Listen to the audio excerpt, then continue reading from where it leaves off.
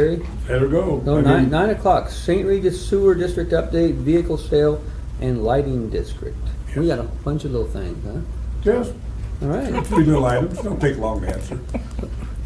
But you're wearing a Texas shirt, not St. Regis shirt today. Well, maybe it was in Texas last time I wanted to. Is it, oh, we have the Texas Lighting District next, we can talk about that? Yeah, we can. That's a big state. You know, well, Jerry Jones owns Dallas Cowboys, you know. Oh, that's right. Yeah. So I could be in Texas. Yeah. Smart aleck. Yeah, I haven't changed it. Well, I thought you could take it, so that's why I'm doing it. Yeah, oh, yeah. Oh, I ditched it out. I had to Yeah. take it, Roman. Okay.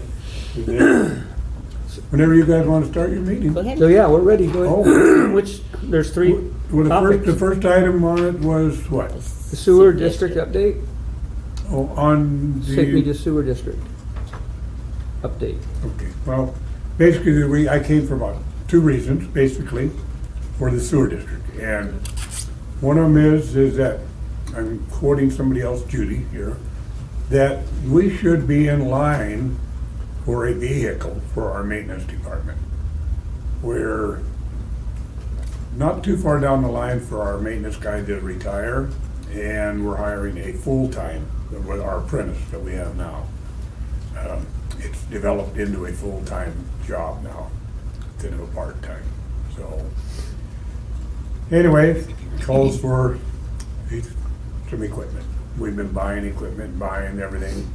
Matter of fact, we just got a big favorable blue ribbon from the DEQ and stuff on our inspections of our sewer ponds and business, and everything we've done, we did great in the last 20 years, according to the DEQ and them. So we're at that stage where we need a full-time maintenance man. Our district has grown from 200 to 300 and some clients, what you want to call them. Really? We have capacity for 535 now. We've developed our pond so that we can handle that, which could double the size of St. Regis if we needed, for the capacity part anyway. So you can see where that we're on to the, basically a full-time maintenance man. You have a vehicle out here in Impound that would serve our purpose. Now, according to Judy, she says that commissioners have the authority or whatever to county entities have a first chance at something because Right. we are a county Yeah. entity. And if that doesn't happen, or you know, that you can't do that for us, we're willing to buy it. We know that you have budget restraints and everything else, probably time that you had an auction. We are in, we don't want to, you know, Jerry's always the frugal guy. We don't want to buy it, but we're in a position to acquire a vehicle. So with that in mind, we'd like you to think about that possibility. The vehicle that's in question was a stolen vehicle. The fellow that stole it is down the street from me. And anyway, he's in prison, and so that's that.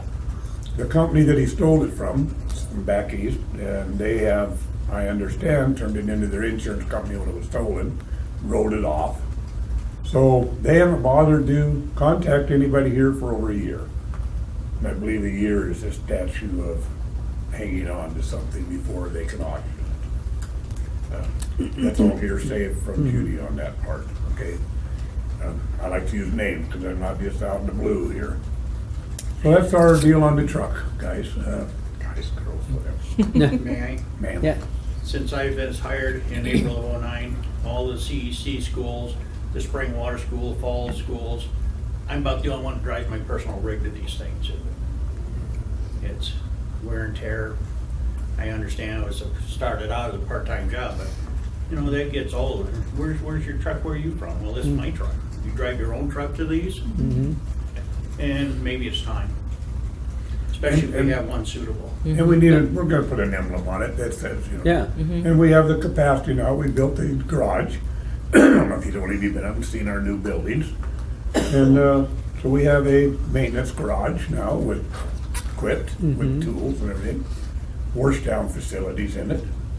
So this isn't something that'll be a home truck. This is something you come to work, you take the truck and you do what you need to do for St. Regis Sewer District business. And that's another thing, when we send them out to inspect things, pulling up in their own vehicle or this or that, doesn't quite give them the authority figure that we would like. You know, like when T-Bone pulls up there in their county truck or whatever, you got a nice emblem on your door, they're not gonna fool with him too much. What's really confusing for the people is I own 4 different trucks that I put my little vest on and who are you?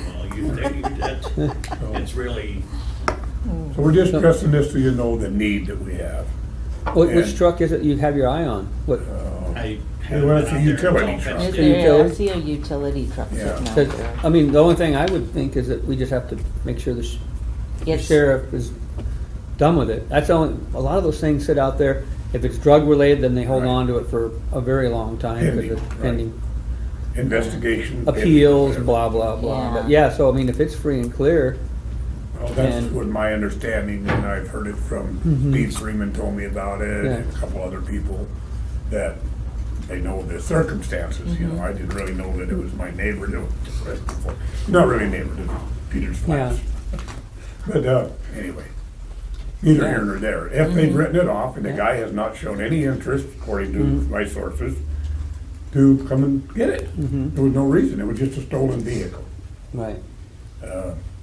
Business people have a tendency to write them off, and then you don't want them back. You know, because then you have to pay the insurance company Yeah. probably the value of what it was. So anyway, that's the deal on the truck. We would like you to consider us. Oh. Let first consider us for a county entity. Yeah. I've been working on this for 5 years with different drug things and this and that. And like you say, it's always, well, it's litigation pending and this and that, and then it seems to go away. I think if, once the case is closed, Yeah. you know, then they can do something with it. but- Okay. Yeah, and I think we're both in agreement that Yep, you're another government entity, branch of Mineral County, and Yes. if the sheriff says you can have it, then I don't see any problem. We don't need to make $50 on it that badly or whatever it brings, you Well, know. I'm just putting it out there for you that this is, we have the need, and we're Yeah. gonna have to do something in Mm-hmm. the next, what would you say, Ken, the next 3, 4, or 5 months? I'd Or like to have it sooner. in service before winter. Yeah. So, obviously. but the sheriff and the county attorney would be, you know, because the county attorney would know more about the case and where it's at if it got dismissed, and if all that evidence can be disposed of is the word, you know, Yes. then it can be Okay, out well, of that it. was 'Cause our, we kind of are tired of stuff building up and never moving out of there also, so. yeah, this time you had an auction. we've Yeah. addressed that situation numerous times and, And I don't know if it's organizing an auction is too hard, or, but if there's somebody, Well, it's Like somebody's you. job to do Yeah. that, and with all the budget restraints that we've got going on, doesn't hurt to have a little more money coming in the coffer. Okay, putting it out there for you. But- Okay, so that's the deal on the truck. okay, Okay? okay. Nice, quick and easy, wasn't it? Lighting district. Ready? Ready. You guys, I guess since Frank Smith has relinquished the lighting district, and then I guess the resort district kind of picked it up. And we did some signing on St. Regis and stuff, and we, so then the resort district donated it to the lighting district. Now we're speaking of the They sign in donated front. what did they donate to the lighting district? The sign and things. Oh, okay. Right in front of the new tackle shop. Okay, so now you know what I'm talking about now, coming in from the north. Yeah, where it says, welcome to St. Regis or Yes, whatever. and it's lit up with a sign and it has its own meter on it. You know, I put and double check this to make sure. So, since the lighting district has dispersed and fell upon the arms of the commissioners, you are now the lighting district. You don't know that, Lori? You are now the lighting district. And you Well, are we- the board. We collect the taxes for it. I mean, the special districts.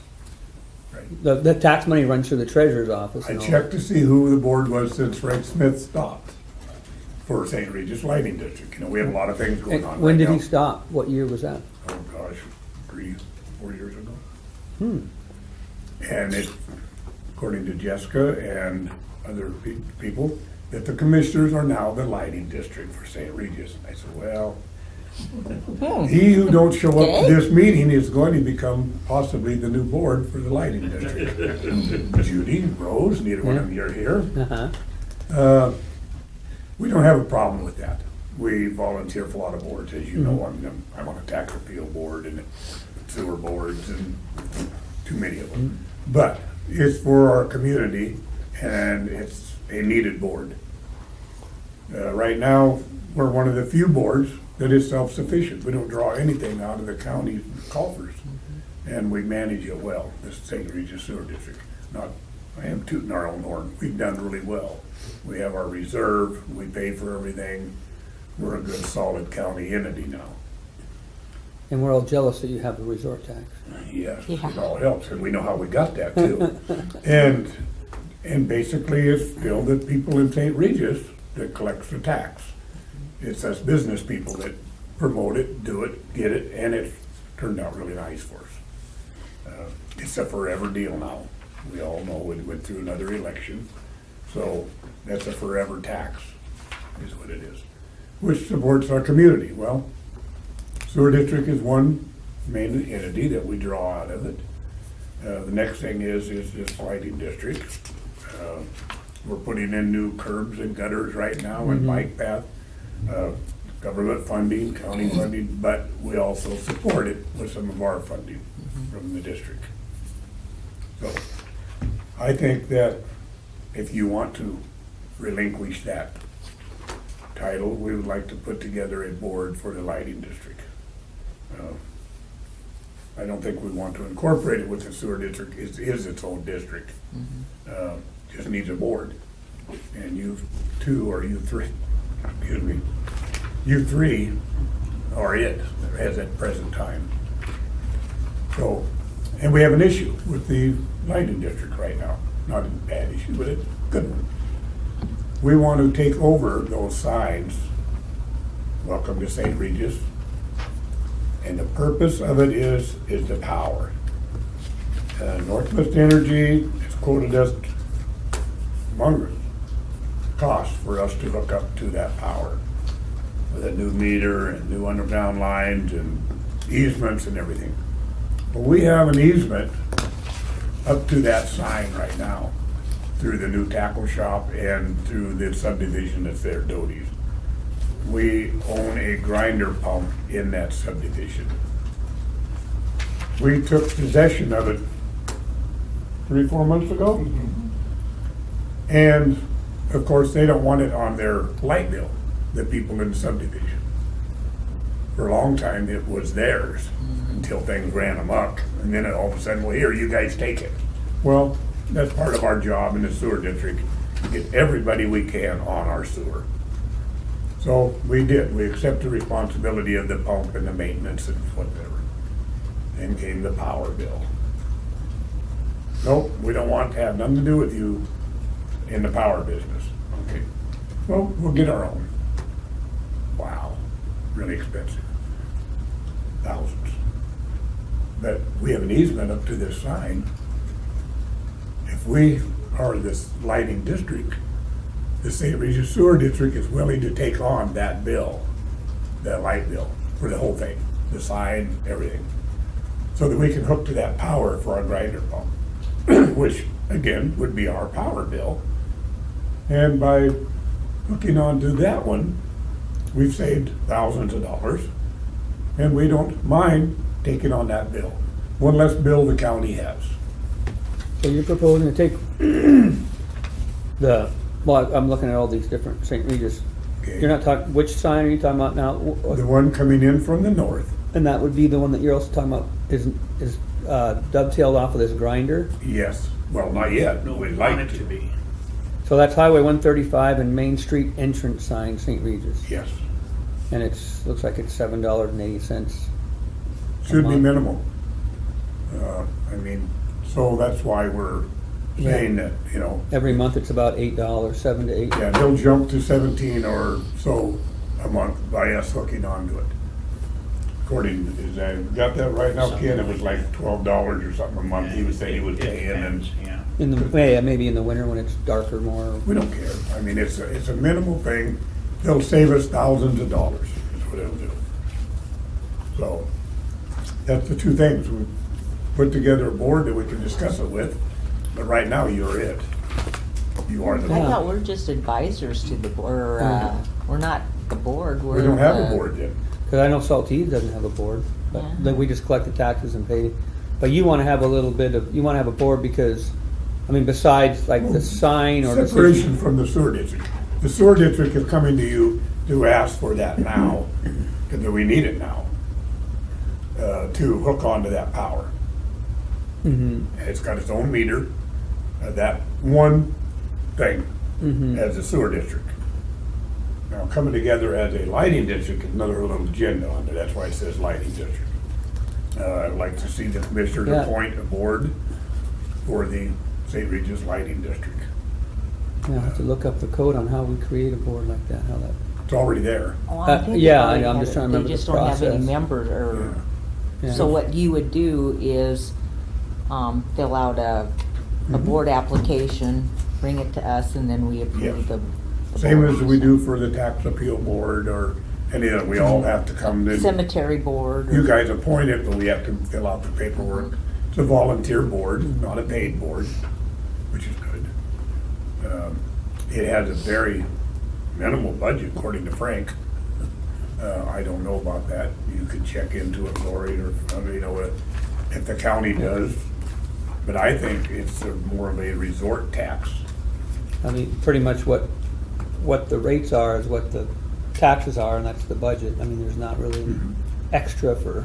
Well, I think that as a board, the lighting district as a board can go to the resort district. We have money in the resort district to fund things in St. Regis for the betterment of our community. It's a shoe-in. I mean, we can go to that as a board member, say you elected 3 or 4 or 5 people to this board. We can go to the resort district and say, we would like to get this for a year for this. What sort of decisions or things do you foresee the lighting district doing or Well, improving? this was one of them. Getting the Letting the change. sewer district hook on, for one thing. Mhm. What we do on the entrance off the freeway, Mm-hmm. those belong to the lighting district, or they did. You know, maintenance on them, making sure we kept lit well, make sure we have our little banners on the post, you know, all these, they're just little things. I think all of our Add entities. candy canes and Christmas trees at Christmas time. Hey, it all comes under that, because we hook on to those poles with our little Christmas do-goods and stuff, right? So as a board has presented itself, it will have a budget. I mean, we have a budget, and we allow for that, and then the funding has to come to this.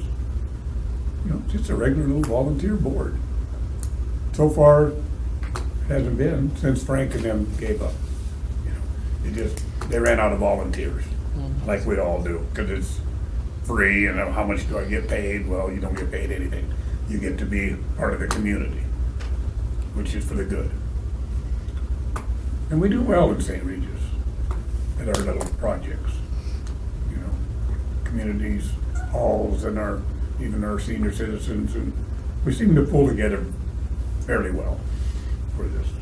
So, I'd like to see you appoint a board for the lighting district, and I would like right now to have you present us with something for that grinder pump to hook onto the power. Present you with what to hook on the.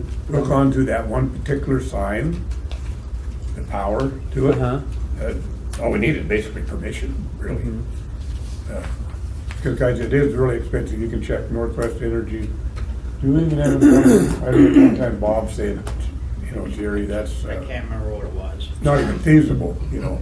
So, once the sewer district hooks on to that power access there, you're saying then the sewer district would pay The light bill. not only for their bill for the grinder, but also the lighting bill? Yes, correct. We'll take possession of that. Okay. And particular- the sewer district is all in agreement on that? Yes, we've already discussed it, okayed it, Okay. and before I came here, we have to get our ducks in a row. We're not a Do you guys one-person keep- board, we're do a you- five-person board. Do you guys keep minutes at your meeting? Oh, of course we do. Oh, If So, you get copies, I don't know, I'm just, every so, month you get copies. so was the entire Yeah, sewer the district clerk and clerk. thumbs up on that? Yes. idea? Okay, Absolutely. We voted on it unanimously, okay, all five of us. Matter of fact, it was one of the rare times that we've had trouble with Bob being here because of health issues, but he was actually there for this one. all right. Well, if it was all unanimous, then I'm not worried about stepping on anybody's toes. with that. Glenn had something. Oh, Glenn, Right, yeah, Jerry's right about Frank was left it, I think it was even longer ago than that, when he dropped out. But then John Cheeseman and Bob Manahan were the other last surviving Board members. board members. John will be here a little while for another topic. oh, We mhm. might be able to pick his brain. Bob, we hardly ever see anymore, but they're the ones that just kind of walked away from it. Right. Well, that's what I was led to believe, that it was up to the commissioner. The commissioner got a new, if you want to call them a board. Yeah, Well, New responsibility. De facto, So, in the Yeah. absence of. yeah, yeah. and we see it being something that St. Regis needs the board. Our problem has been volunteers. Mhm. And it always is, in all these volunteer boards. Everybody's, how much does it pay, or what do I get? Well, you get to pay to do it. Sorry, that's the way it is. I think John still does kind of keep an eye open for lights that are out around town and reports to Bob Okay, Manhan. Hardback. Hardback's what, no, he retired. He retired. Yeah. Did he retire? Yep, Yeah. yeah, he's Good for good. him. Actually, it was supposed to have been done over a month ago, but they haven't found him to replace. And the resort district maintains the new fancy lights there downtown. Right. So that's why I was presenting to them as we can get a volunteer board to do this and a budget, the funding can come out of the resort district. The resort district already pays for the maintenance and the trees up on the entrance, so it's just, something that needs to be done without having to have the commissioner be the board, as far as I can tell. You take it under advisement, whatever you'd like to do with that. Yeah, Yeah. I think, what you need to do is just have whoever's gonna, be on the board, fill out a board application.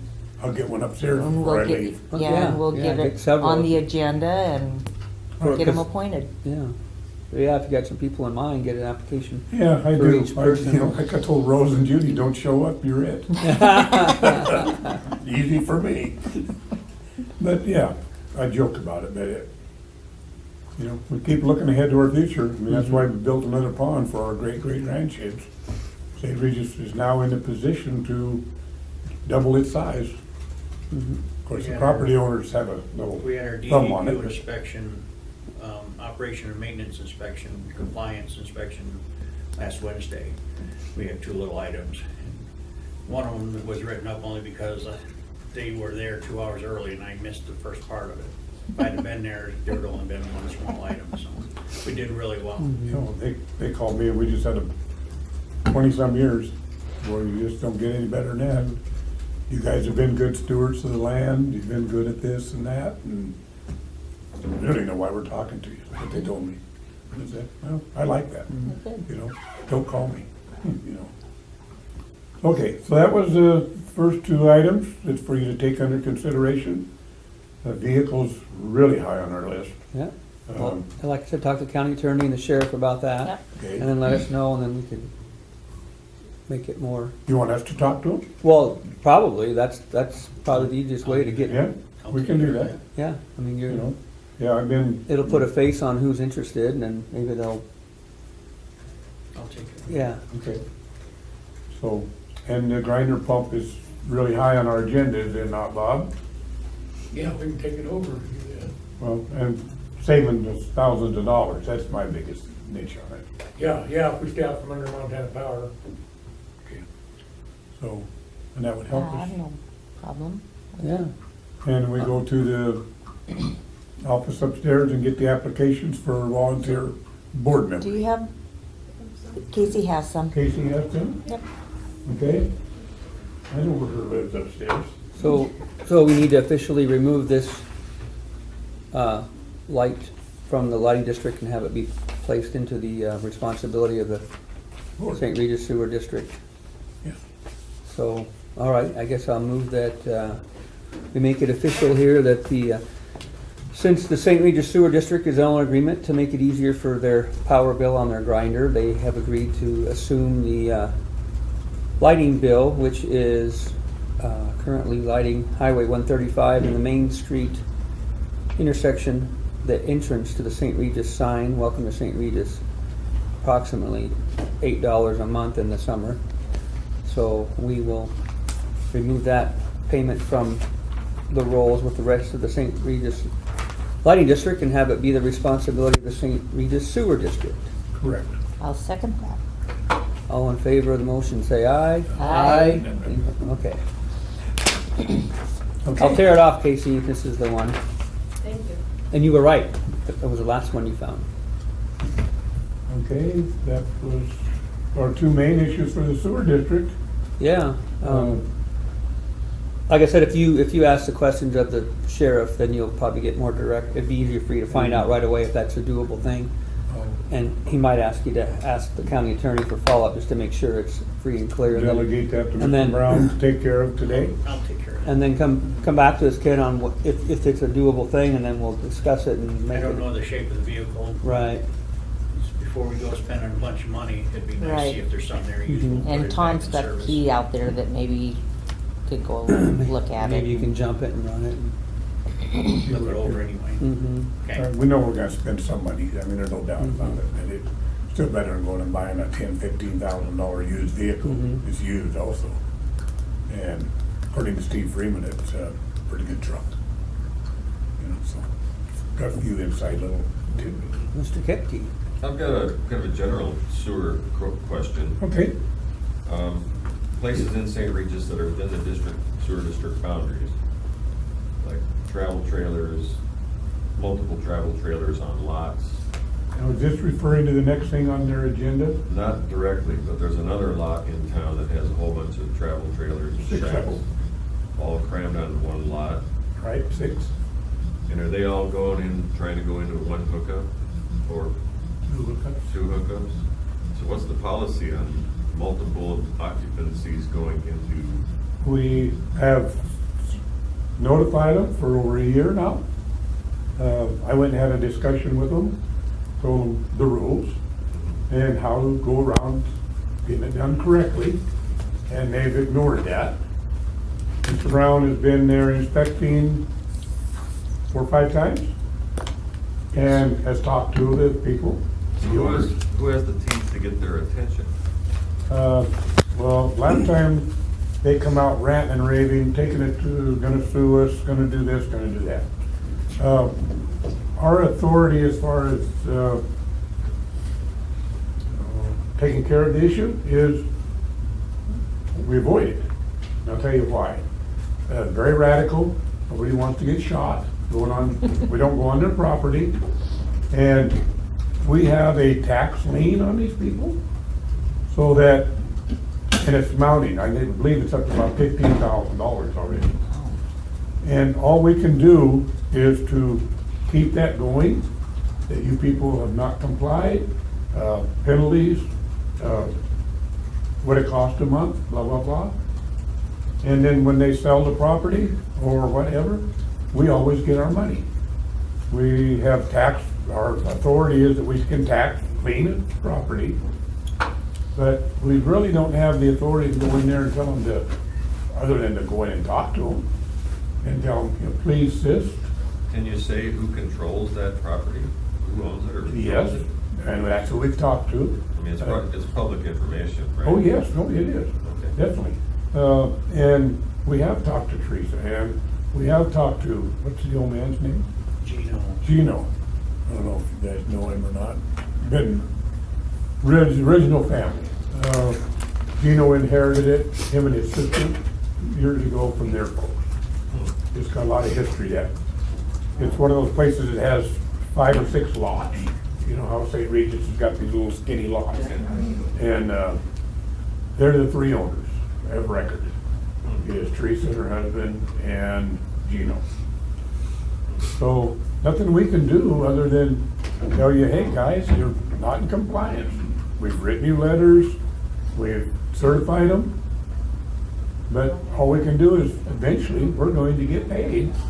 And it, right now, it's climbing at about $3,000 a better a year. So the meter's running, so to say. Oh, the meter's running. Yeah, okay. Are we talking about the property on the second agenda item here? or- No, that's another one. Oh, Well, but that'll come up. oh, It will. Yeah, okay. So that's why I was asking you if that's on the agenda next.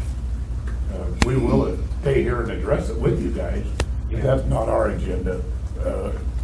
No. Mine was, Well, the sewer district was party to the complaint. yeah. Yeah. Yeah. So we're here to hear your guys' and answer questions if we can. We're here to hear the county's solution. mm-hmm. Yeah. We're also on the sewer district, I guess. Yeah. Okay? I think How much our- does that pay? Yeah. Well, let me tell you, yeah, we've almost been there 20 years. How much does it cost you to do? Oh, $400 or $500 a year, probably, or more. Well, Jerry Jones, I think you're doing better with that football team, really. Yeah. Well, now remember, that Jerry Jones went broke twice. I haven't yet. Oh, yeah. Got a few more billion than Jerry. Yeah, Talking yeah. about A Street and Pine. The corner of A Street and Pine. Okay.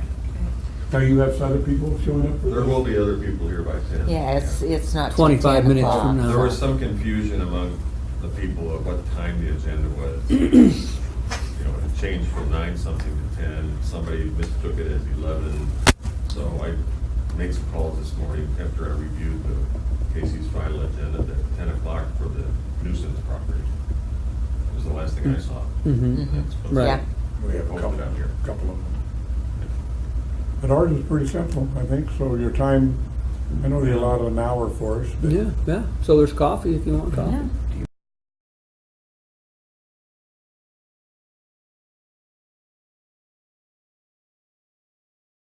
So here we are on the agenda. It's follow-up regarding St. Regis Nuisance property. And we've got Tim Reed here, our land planner, and our county attorney. Oh, Jerry, before you go, just I'd let you know, Miss Casey there was kind enough to already obtain board applications. So if you don't have to go upstairs. She's got them right there. thank you. So, yeah, so I guess some people are here to see if the county has a plan of action to get it cleaned up, so.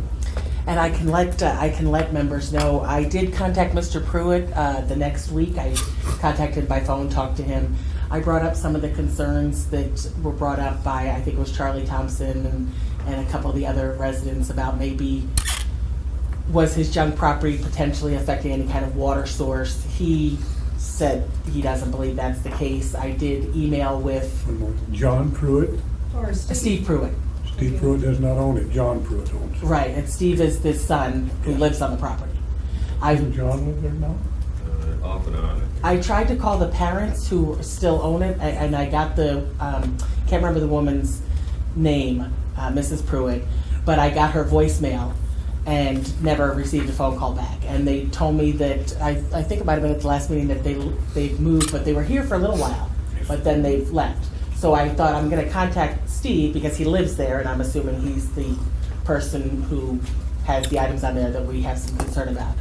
So I did speak with him. I said there was some discussion from some of the residents that there might be artesian water or there might be some kind of concern about the junk on the property and it might be affecting some kind of water source or groundwater, and he didn't feel that that was a concern. I did email Judy Stang. I talked to her after the meeting and said, can you get me any kind of maps or anything about possible water issues? I'm sure she's super busy. I emailed her again last week, haven't heard back from her, but Tim and I emailed and he said, you know, it's not a wetlands. He described to me, Tim described what a wetlands is. So we can't really look at the water angle. Now I did see Steve Pruitt yesterday and I invited him to this meeting. I had called him the day before, so Wednesday, left him a message, didn't hear from him. But I saw him yesterday and I said, I'd like you to come because I think it's important that you hear what's the concerns are, but also that you have a voice in how we're gonna address some of these issues. So I was hoping he was gonna come. I wasn't confident he'd be here, but, Judy was supposed to be here, but she called this morning, said she couldn't make it. okay. So that's kind of where it is now, and then Tim's actually done some follow-up too, so. I've documented that there's a junk vehicle violation out there, and I've prepared a junk vehicle letter to go out and let Ellen review that, but have to chase around and get pictures from 10 different angles out there to demonstrate that the junk vehicle regulations are being violated, but I'm confident that they are, so we can send a junk vehicle letter and give them a typical 10-day response on that to figure out what he's going to do with the junk vehicles.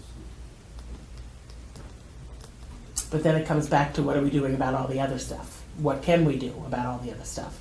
So it doesn't sound like the water angle is a viable argument. There's been, I think it might have been at the last meeting, that there's other people maybe living there? 3 or 4. Yeah, And there's open sewage, okay. because, now, if I have a piece of property, I have to be on a sewer line, even if I have a trailer or whatever. But these people can bring it in on a piece of property and not be on a sewer line, you know.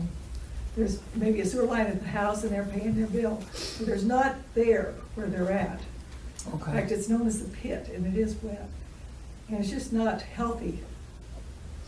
And so it's my concern, I don't think it's fair that I'm required, you know, to do something and yet they're getting away with it. Right. You know, that's not fair to the other people in St. Regis. And when I did call Mr. Pruitt after the last meeting, the meeting was on Friday, I think I called him like the next Tuesday or Wednesday, I asked if Tim and I could come out and would he allow us on the property.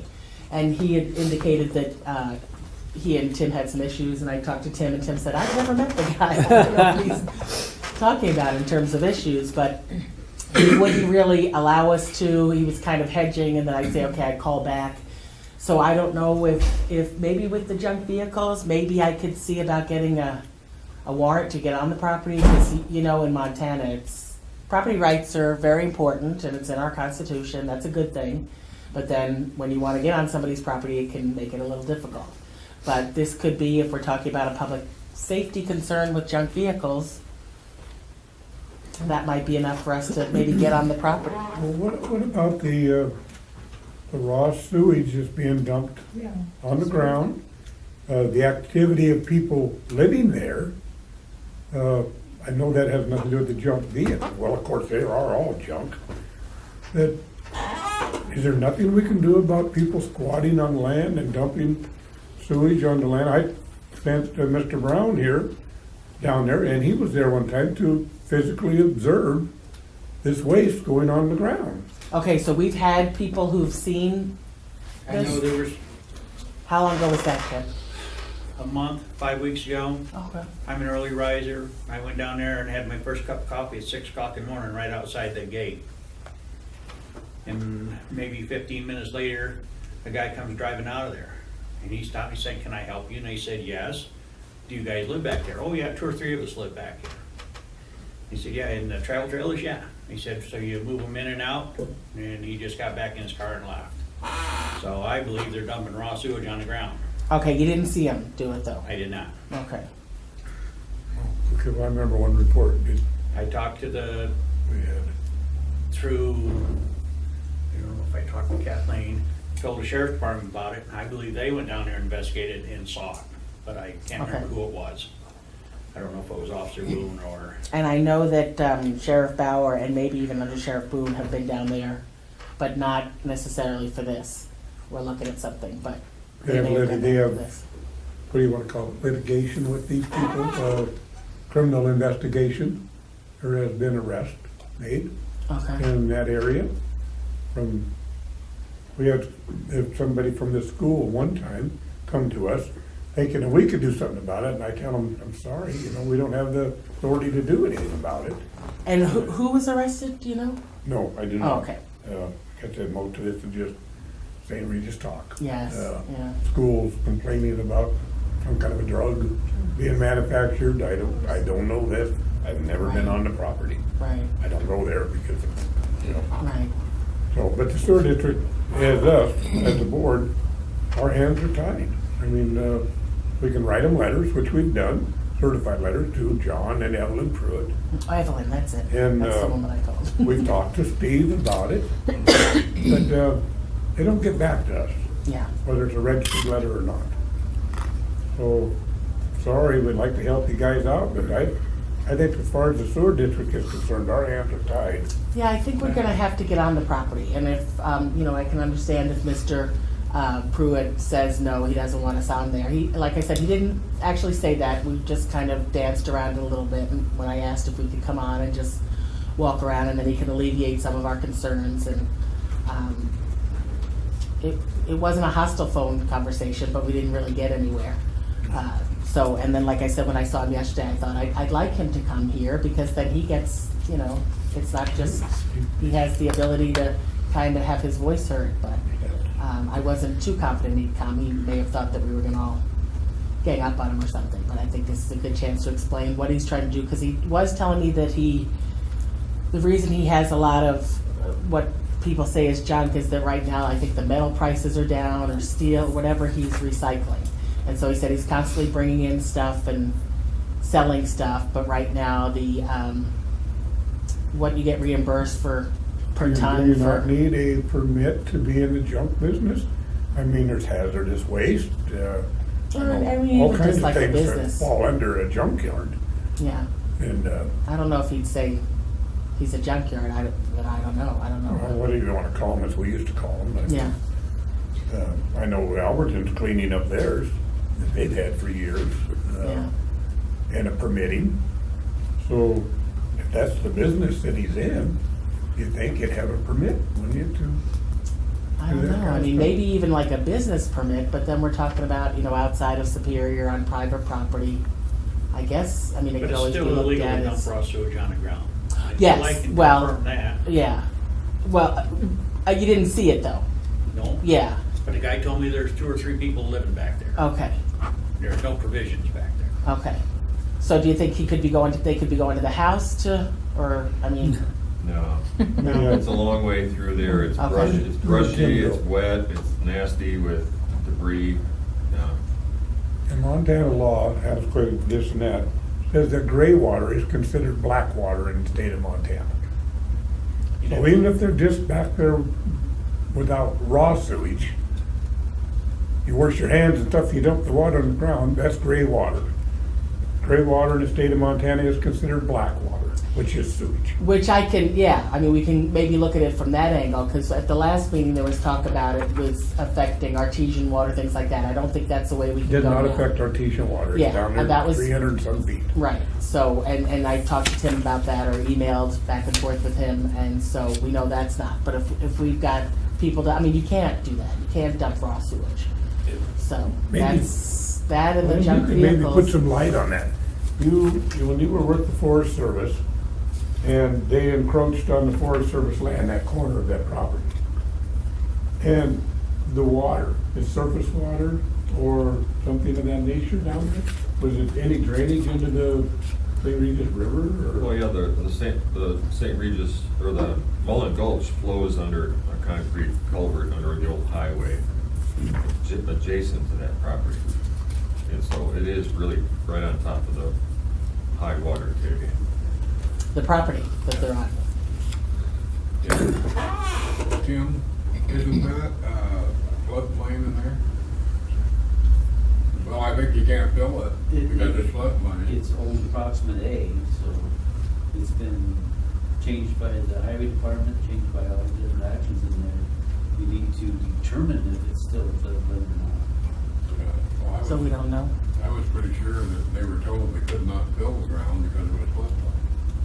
And that might be where some of the people from the last meeting were talking about the water. That's, It was on top of the ground is what you were talking about because there's a water table there that's only 20 feet deep too. Artesian water is 300 feet, but the river, the water table in that area is the same height as the river. Okay, that might have been what they were talking about. Yeah, Tim- probably not 10 feet deep in there. Tim, are there more tools for the city of Missoula or the trailer court? But that Hollywood trailer court in Missoula had a bunch of issues similar to this, and their health people went in without a warrant and started putting little notices on them that they have to fix this, fix that. you move sure on. it wasn't the owner that did that? I don't know exactly. I thought The owner, the owner they're did that. represented by Tom Ward, he's a private attorney. Oh. Superior Town Attorney, that's who showed up that said that we're delivering the notice. Oh, that was the owner, okay. I don't necessarily believe that was Missoula County. Okay. So we can, Tim's working on the junk property, and then I'll see about, especially if I talk to the sheriff, if they're dumping, or even if we have I don't have to know beyond a reasonable doubt, but I do have to have a reasonable suspicion that they're doing something like that. And if I can talk to a sheriff or another sheriff who's been out there, or they saw something, or there was a potential where there's an individual who may have been living there that I have been told about, who I may be prosecuting. So I thought that might be a chance that I might be able to get in there. And I don't want to do it sneaky. We're above board. We don't do anything sneaky from the county attorney's office. But if I have a legitimate way to get in there, dumping of raw sewage, if I've got somebody in there who needs to be arrested for an offense, we'll get on the property. And then I'm hoping Tim will come with me and we can take a peek. Tim, didn't you tell us that there was litigation going on? Part of, one time at a meeting that we had in the sewer district, that there was litigation going on with that company or people. Not correct terminology, but Okay. enforcement actions. Okay. There's been 3 different enforcement actions, 2010, 2009, whatever. And that goes back to the junk vehicles? Both. Okay. You weren't able to see the, Resulted in a junk vehicle action. We removed about 15 cars off the place. The other action got turned over to DEQ, and they decided to take the e-waste as an issue and enforce the e-waste, ignored everything else sitting out there, and walked off and said things were fine. you weren't able to see it that day you were having, but I don't know, is there, from the perimeter, is there a spot where a guy could have coffee and actually see it coming out? No, No, it's kind of covered by trees and brush. it's too far down in there, and I wouldn't go on anybody's property either. Oh, I just No, meant no. from the Yeah, outside. but if you can see something from a road or something, that's, you're allowed to do You can that. see it from the freeway. See that? Who's Back gonna up one drone? picture, please, whoever's running Can you see that. the sewage is what they're asking? Not in that detail, though. You can see the habitations in the. I was talking about the raw sewage dumping, that if a guy was out, That's right outside to the left of, or to, right that? Did anybody have a drone? Yeah, some litigation is starting on that with privacy rights, but Uh-huh. it hasn't really hit Yeah. Montana yet. But yeah, there's some Yeah. privacy issues there. Is that the fifth wheel, But Tim? before that, until they tell us we can't. Yeah. You can see into it from the. So is forest. that about what you see in from the?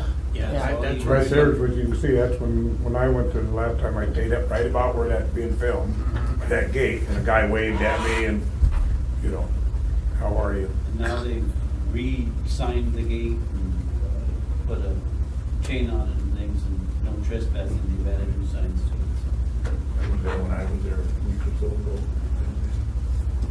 Wasn't there before, only the little guard was there before. The little guard. Which is all you need to be in air by entering that property, when they have a simple keep out sign, unless you have their written or very I wouldn't go on their property without precise permission. verbal approval, you're barred to stay off the property. It's a big case in Missoula that they got their clocks cleaned over, sanitarian going into a piece of property, thought he had all his rights. Well, there's trespass on the National Forest on the west side of that, and you can look in from that side. The habitations are kind of clumped close to the National Forest boundary. And you can see some of the travel trailers or? Oh, yeah. Okay. Well, You can see most of it. the travel trailer that they're talking about living in Right there, that was one of them. one of them is right there. No, that's not what they're living in. They're occupying that one That right one, there. that one. And the only real place then that picture's taken from the interstate. Okay. So, And that's not near the house? huh? That's not near like a primary residence or. 100 yards. The primary residence is.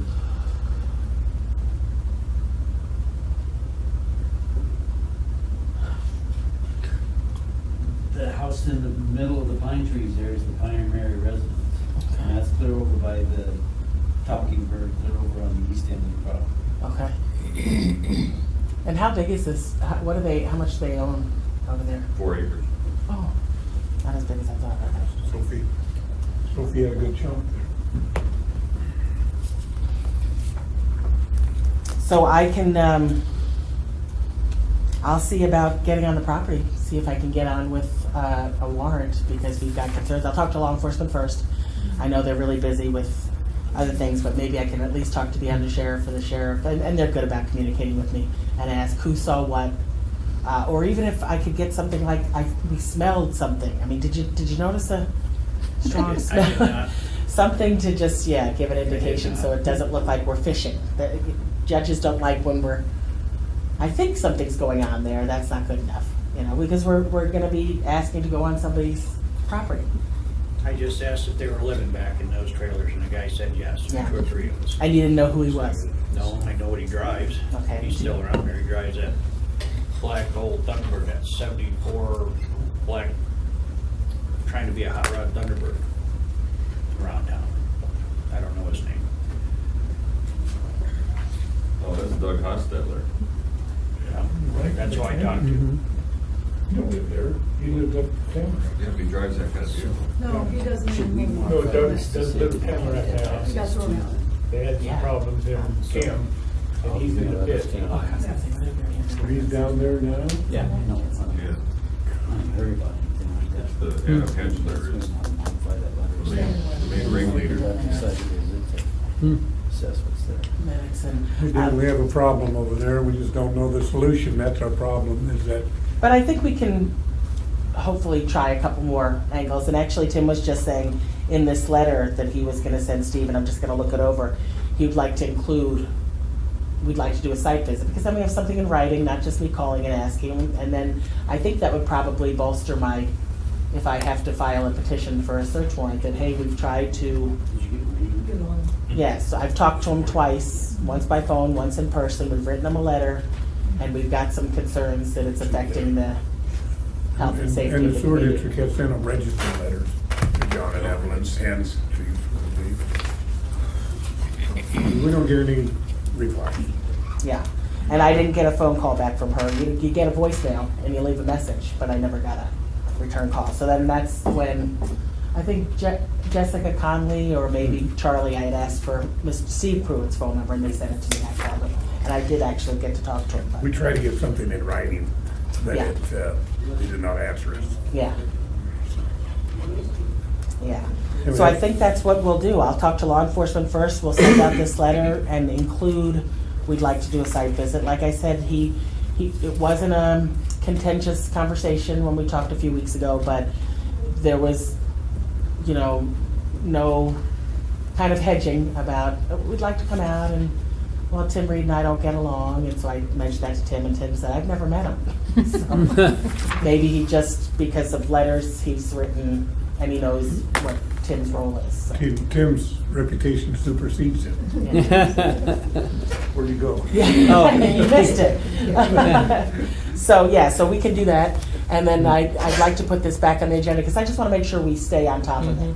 Because we walk out of here and we all have other things that we're doing, so I'd like to put it back on the agenda maybe a month from now or so, Casey.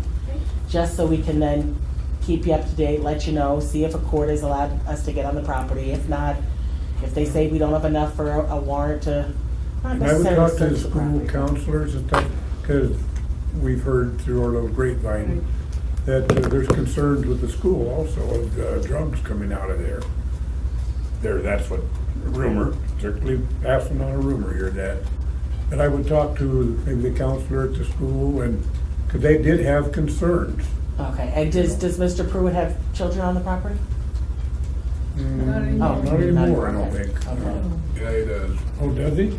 Half done. Oh, that's right too, I forget, Mr. Cheeseman. Yeah, joint custody. Yeah, that's present day. So Yeah, there are minors on the property then. Mhm. So Ellen, if is September 8th too soon or about right to revisit? That sounds good. I guess September 8th, Casey. Yeah, I should be able to, Okay. hopefully we're gonna get on that property by then. I think it was a little bit more than a month. Yeah, I think that's good, because we won't wait too long for him to respond to this letter. I'm not anticipating he will and say, come on in. But then it's just hopefully one more thing of registered letters have been sent out by the sewer district. We've called, we've written. There's some concerns. We've talked to law enforcement. Somebody saw this, smelled this, something. We have photos that show that it's not close, well, I mean, maybe they could say, oh no, we walked to the house and we used those facilities, but I think maybe we can have enough that we say we have to get on that property because it's a public health risk. Especially if it's like we talked about last meeting and this meeting, it's a very low water, or, you know, we're right there at the water table. We were under the impression that it was a federally wetland. Yeah, I know I have a piece of property that still zoned commercial, we don't have zoning, but it's classified as commercial, but they still call it a wetland. yeah, Tim said it's not. He had emailed me and was explaining to me what is considered a wetlands, and Technicality. because I thought that could be a potential, and that's why I called him, saying these are the concerns that are being brought up from some of your neighbors. Yeah. I would think EPA would be, because of the surface water according to the river, you know, I mean, I have to deal with them all the time, Yeah. you know. Okay, well, don't want to cut everybody off, but we're already 15 minutes late. But we'll see you all back on September 8th, maybe with more. And maybe even sooner if I have something to, if we can get on there, we'll put it on the agenda sooner. Then, wasn't there one other problem you guys had that you wanted to bring up to the commissioners? About 8th and what was that? 8th Street and Pine. 8th Oh, Street yes. Pine. Yeah, and Sorry actually, to get over your time limit, but. oh yeah, and actually, I met with the couple. Teresa? What are they? Teresa? The Wallace's. Wallace's. They came up to my office about a week or two ago, and I said I'd like to have a meeting with all of us, the county attorney's office, Ken, the sewer district, them, because it sounds like there's different. They're saying this, they're saying the sewer board is saying that, and I feel like if we could all sit down, then maybe we could cut through some of this. We're available. Who's saying anytime. what? Yep. We don't go there anymore. Okay. They threatened us. Okay, and see, now they say the sewer board members threatened them. So I thought, okay, let's all sit down, and then we're gonna, let's have a, No, I've warned everybody on the board to not go even close to them. Good. I was on the main road when the guy come out screaming at me. okay, So I mean, this is a personal, not a personal, but I mean, it's not a he said, they said. right. And I'm So driving I to caution there. my whole board to stay totally away from it until this Good. gets So I resolved. figure we can all sit down, and then I told them I'd send out a letter to everybody saying, hey, and here's the date. I think they said Tuesdays work better for them or something. I'll have a date, and We'll make it a point to yep, be there. you got it. Okay. And then we all sit down, and then let's have everybody at the table, and let's see what happens. Tell them to bring their checkbook. Yeah, Yeah. yeah. So All right, well, hoping- thanks guys for coming. Yep, Hey, thank you. Thank you All right, for thank you. your Yep. attention on Yeah. the other issues that we had.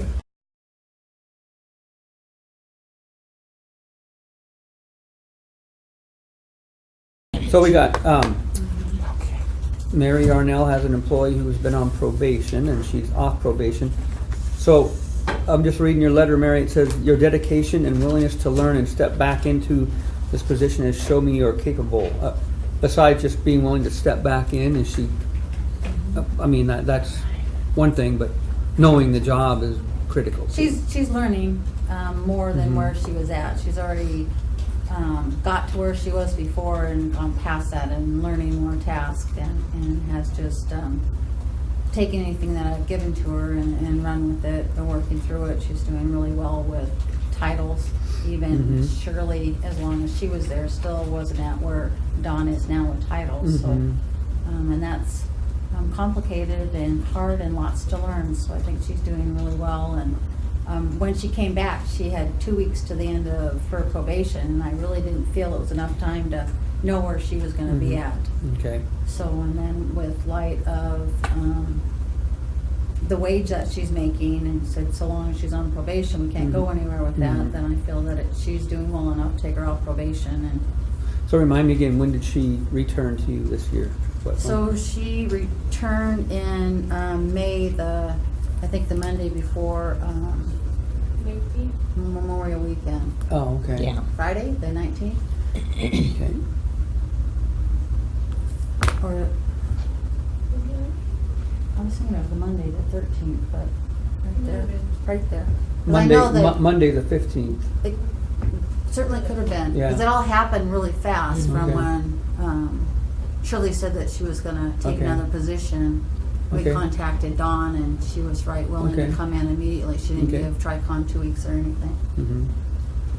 So then in June 2nd, then I put her back on probation just for that reason. I had no idea how Okay. it was gonna work out. So she'd basically been here a little over 2 months now since we called her back.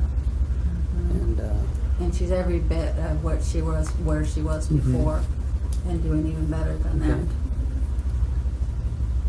And she wasn't concerned, but when it all came to light that she thought she was getting a raise and she's Yeah. not getting a raise, it really put her into, kind of in a bad spot. She's well, the person feeling she that it should be. replaced, had she not been let go, she probably would be almost where the person she got called back for was at, which was Well, 970. Yeah. Yeah, yeah. And that's where, I guess we kind of got confused too, Mhm. was we forgot that last year was a wage freeze. We thought it was when, we'd given everybody raises and so we and it wasn't specifically in the minutes that when she come off probation, she would get this, and so we kind of jumped the gun, and Yeah. that's my, Mhm. my fault, and I apologize for Right. getting her hopes up and then Yeah. dashing them. Mhm. Right, so that's kind of where it's all Yeah. stemmed from Yeah. to get this Mhm. moving. But she is only making $8.50 an hour. I know that, well, at least it shows, I don't know for sure, that when they just hired a part-time person in JP, they started her at $9 an hour. Mhm. So I can't Yeah. really feel that that's even Yeah. fair for her to be making Mhm. less than Yeah. a part-time employee. And of course, I'd like to bring her up to that 970, but Mhm. and I don't know, when the new employee in justice office, when she's here in 6 months, does she go up? I mean, I don't know where, Mhm. so. No, had she, not been on probation and everything, I think that she would have been up to where, Claudia would have been. So, with that said, I make a motion that we bump Dawn's wage up to $9.70 an hour. Okay, and I'll second it, and then for further discussion, so she'll be at where probably that clerk was before at 970, and then what we're all hoping will happen is we'll have higher valuations this year, and possibly then everybody can see a little bit of a raise at that time, so. Okay. But for now, it's Okay. 970 with the possibility of everybody, keep our fingers crossed, we have a good year.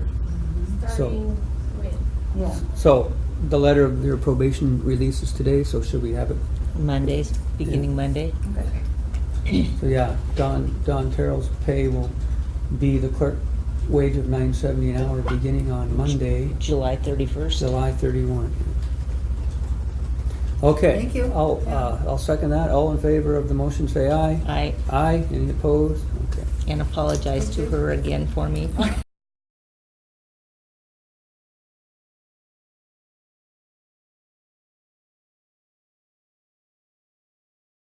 Stage 2 Okay. fire restriction. Okay. So the first one is declaring the state of emergency, and the second one is in 1055. Yep, I will. A resolution here on the, and also we've got a resolution for declaring an emergency exists in the county, and also a resolution to implement stage 2 fire restrictions. And this is from, is this the one Tim brought down? no, Oh. he's gonna maybe bring an exemption. Oh, this is Bullocks, Yeah, right? yep. Okay. Have you seen the resolution, or? Yes, I've seen it. Okay. So, a resolution declaring an emergency exists in Mineral County. As our fire warden, I'm sure that you concur with this. Yes. And, It's not that terribly restricted, you know, total-wise. It has to do with campfires. You can have a low-pressure, one that uses a little gas tanks. You can have that kind, but you can't have fires in campfires. Smoking designated areas, there or in a vehicle. No wood cutting from 1 p.m. to 1 a.m., all that. They're not terribly restrictive. A lot of them are in place right now, and they're doing it just voluntarily. But it just makes it legal for everything to get started. Okay. Well, we have two resolutions. One is 7/28/2017, there's 7/28/17A. The first one, without the A, is a resolution declaring an emergency exists in the county, whereas the fire danger in Mineral County has been increasing and now is rated at very high to extreme.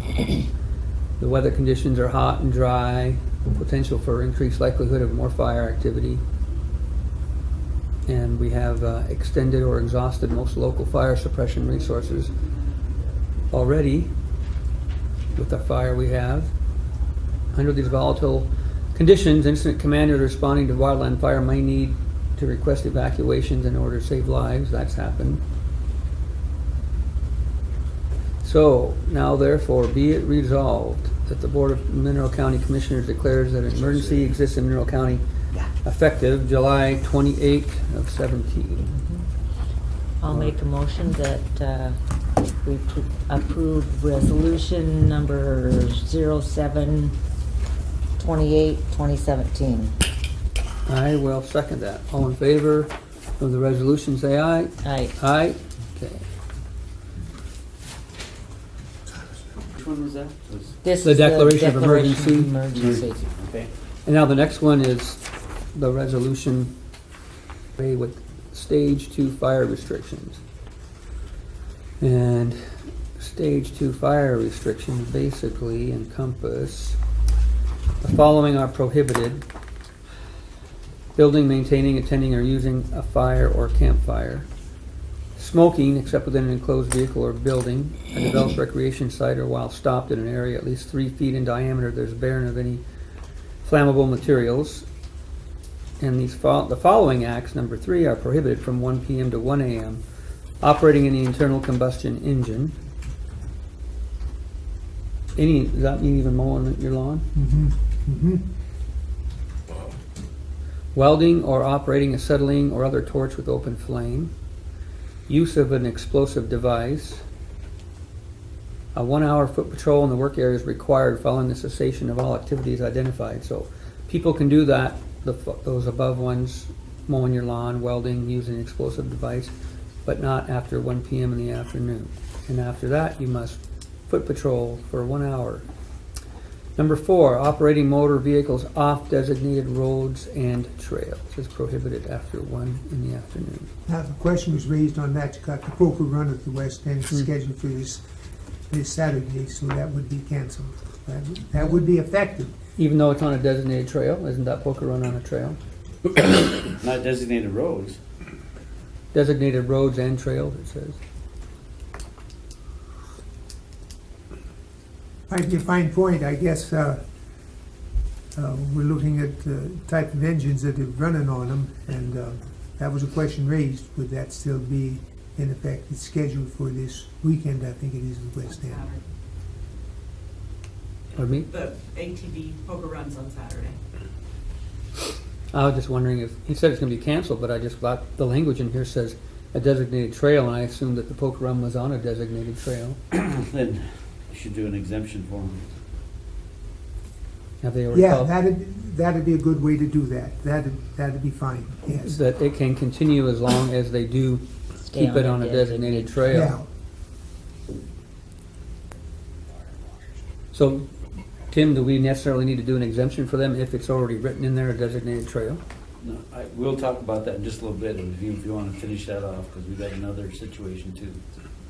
Okay, but before I finish it off, do I need to put in there an exemption on this? Or is it No. already covered? Well- It's in the MCA's, it's Oh, covered okay. in there. All right. Just wanted to make sure we didn't need to add anything to this. Stage 2 exceptions. Exceptions are: 1, person with a written permit that specifically authorizes the otherwise prohibited act. 2, persons using a device solely fueled by liquid petroleum fuels that can be turned on and off. Such devices can only be used in an area that is barren or cleared of all, talking about a barbecue, for example. Yeah, huh? yeah. That's 3, the only one, the LP, I couldn't think. operating generators with an improved spark arresting device within an enclosed vehicle or building, or in an area that is barren or cleared of any overhead surrounding flammable materials within 3 feet of the generator. 4, operating a motor vehicle on designated roads and trails. Again, that's stated as exemption.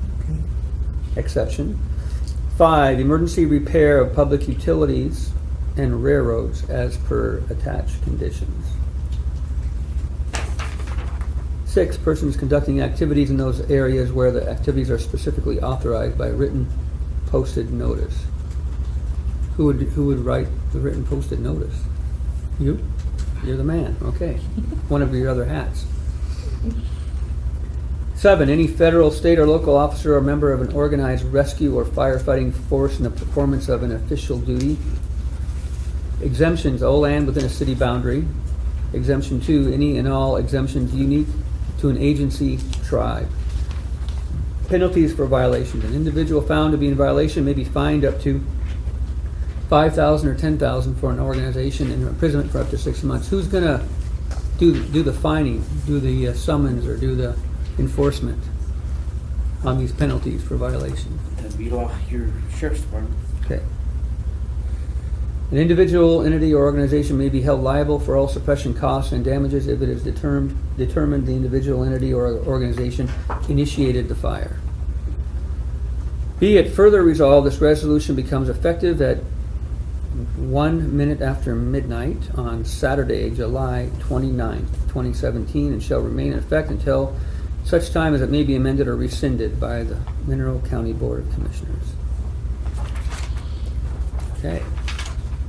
I make a motion that we approve resolution number 0728, 2017A, implementing stage 2 fire restrictions. I will second that. All in favor, any further discussion? Yeah, okay, all in favor of the motion, say aye. Aye. Aye. With that action, you have created a reaction. The reaction is that Montana civil contractors are going to be severely impacted by the stage 2 fire restrictions. This is Dave Pites. He's from Pioneer Technical. He's the consulting engineering firm. Lori Johnson, Howdy. Everybody. and anyway, we had a discussion yesterday when they got wind or saw smoke or something of potential fire restrictions. So I had a discussion with Dave and Pierre Lemieux of the Pioneer Technical, and did a little research and said that, oh gosh, it's appropriate for writing exemptions from stage 2 fire restrictions out there. It's a activity that can be done by the governing body and that part of it. So I asked Dave to put together, and he can talk some more to it,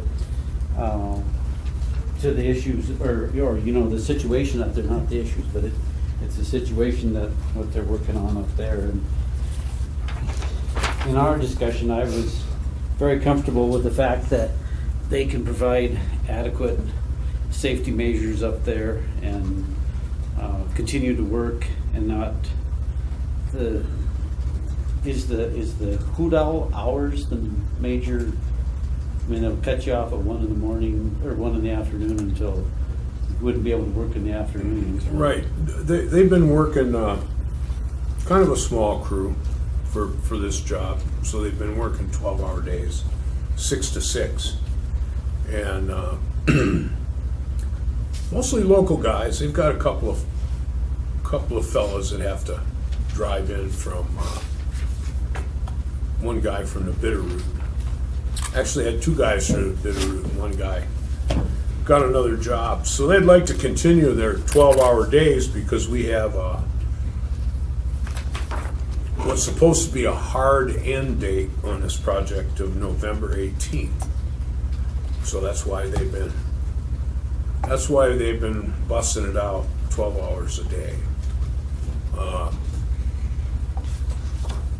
They could, and our client, our DEQ project manager, who I'm kind of appearing here on behalf of, already put the kibosh to their idea of starting work at 1 in the morning with light plants.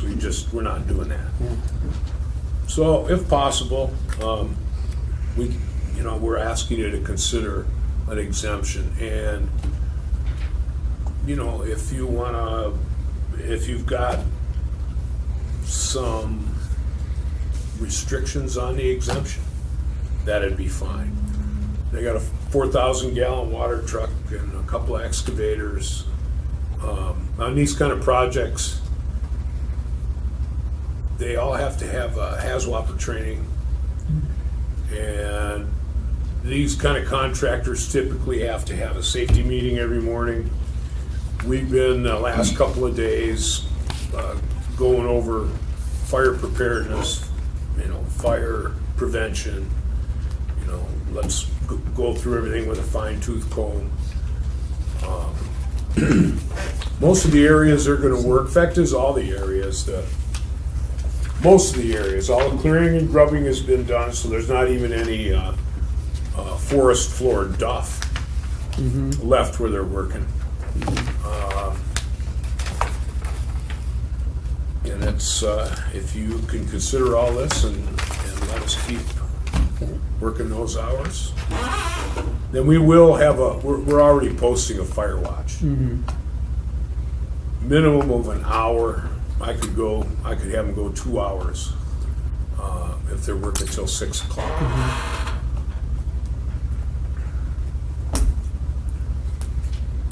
Well, Tim seems confident in your proposal. He's already kind of drawn up a exemption permit form here. And the permit, of course, allows you to do that past 1 p.m. work. Mitigation measures, though, for this would be obviously no smoking outside of an enclosed vehicle. Right. Parked vehicles only in cleared areas free of grass and other combustible material. The water tender will be available during all mitigation activities. If welding or grinding, a spark shield will be used and fire extinguishers available. Work area patrolled for 1 hour after work ceases in areas near vegetation. Yep. That's amenable to you? That is amenable, and that's pretty much how these guys operate anyway, Okay. so. And furthermore, this permit does not absolve the holder of any liability or responsibility for any fire ignited by the holder's operations, and holders shall be liable for suppression costs incurred. This permit may be rescinded any time by the local fire chief or fire warden. Exemption not valid on days during wind events that would be considered red flag warnings. What is the miles per hour generally for a red flag warning of wind? The Forest Service determines that. I mean, they send it to the news and here comes red flag warning. And I didn't qualify in there, but I guess on days of red flag warning, they'd go back to Hudal.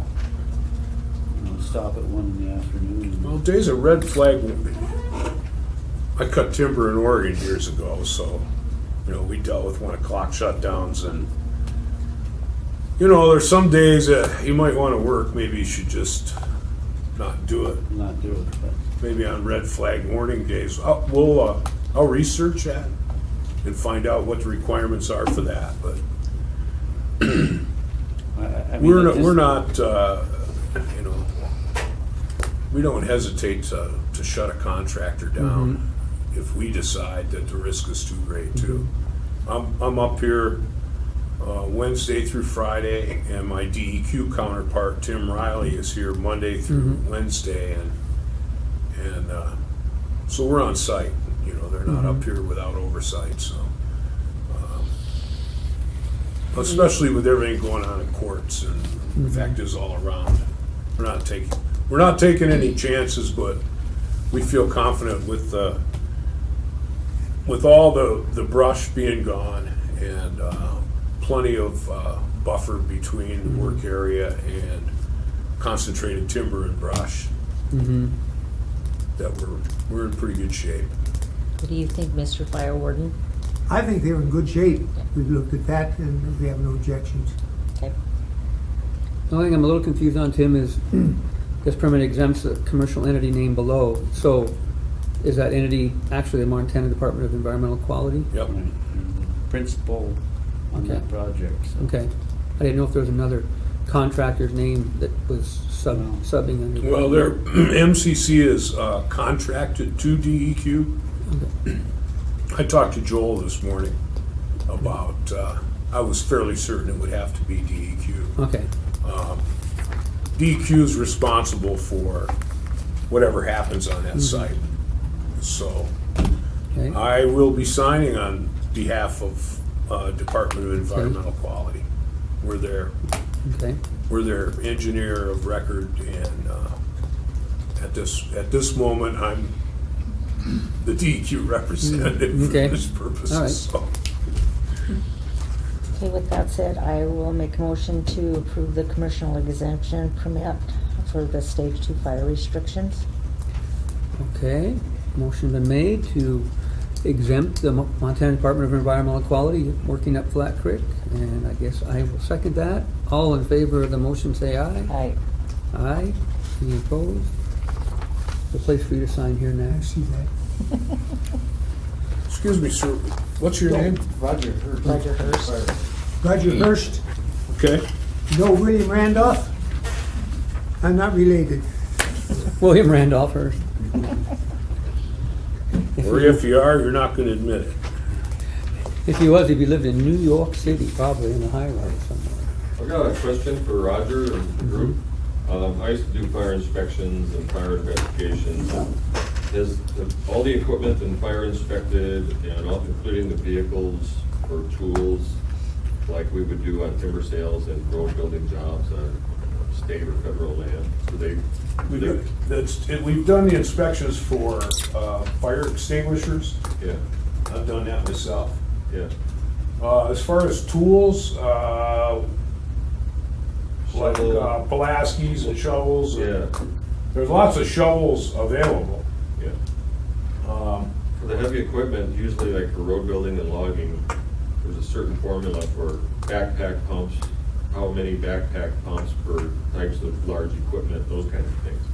Well, I have to admit that we don't have the piss cans and all that stuff. Okay. We're relying on that water truck, which is full all the time and is on site.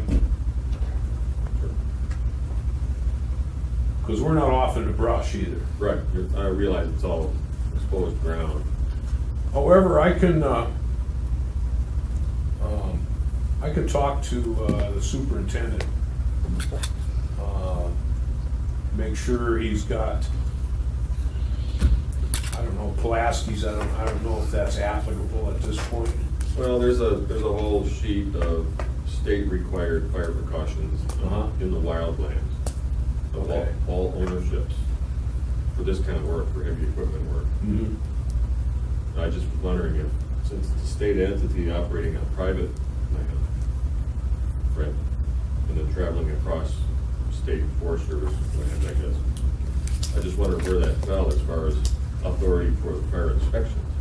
That's a good question, but I think in this situation with the clearing and grubbing having already been done, we're operating pretty much exclusively on bare ground. Right? Here, Yeah, and I think it's really important to get this job done before the fall rains. So I'm glad you're doing it. But that certainly can be a point of discussion at the next safety meeting, and just bring those up and let the Montana civil contractors, they can chew on that for a little bit too. Right. See if they wanna come up with something else. Because even the heavy equipment needs to have the fire extinguishers well, the fire extinguishers are all there. and hand tools should be on each piece too. So. And then usually for welding, even though it's bare ground, it's usually water on site and probably wet the ground. And they don't even have a welder up there. So actually, Welding or grinding, yeah, they're running all pretty new equipment. Better than a lot of contractors I've seen, for sure, yeah. I can pursue the, make sure they got enough shovels and stuff. And have them enough, scattered around so they're easily accessible. Right. I will talk to Roy when I get out of here and address that. I don't know, is anybody concerned about Pulaski's at this point, or It's part of the state requirement. It is. if you're working in wildland? Wildland. I think we're in a gray area there myself, when it comes to the established roads and trails and everything's bare dirt. Well, even driving around on Forest Service roads, people are supposed to have facings. Okay, let me, Bucket shovel. So I guess it's kind of up to the fire warden's discretion the type of work to do. well, that's a good point, and I will, I'll address that with, That's a good point. We'll go with that. I'll address that with Roy when we're done here. I think part of the reasoning is that anybody working out in the wilds can respond to a fire of any cause or any nature anywhere. And so that's one reason that everybody going to the woods should have fire tools, because you can come across a fire on a different ownership or a different circumstance and be able to jump on it right away and Right. prevent it from turning into something. In some places they tell you you can't, you're not trained. Yeah.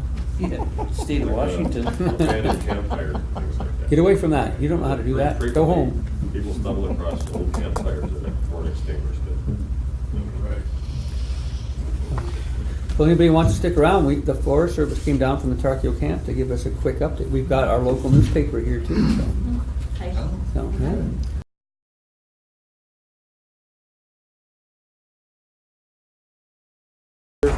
Relative humidity, the lower, the more risk, of course.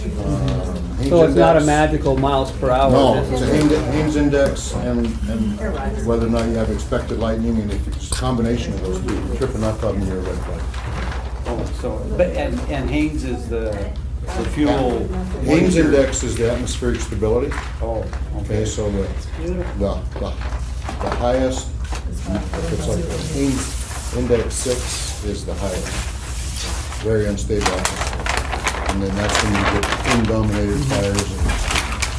So when the guy on the local news declares that's he's going off of your guys' formula and It's your... going off the Weather Service, Okay. National Weather Service.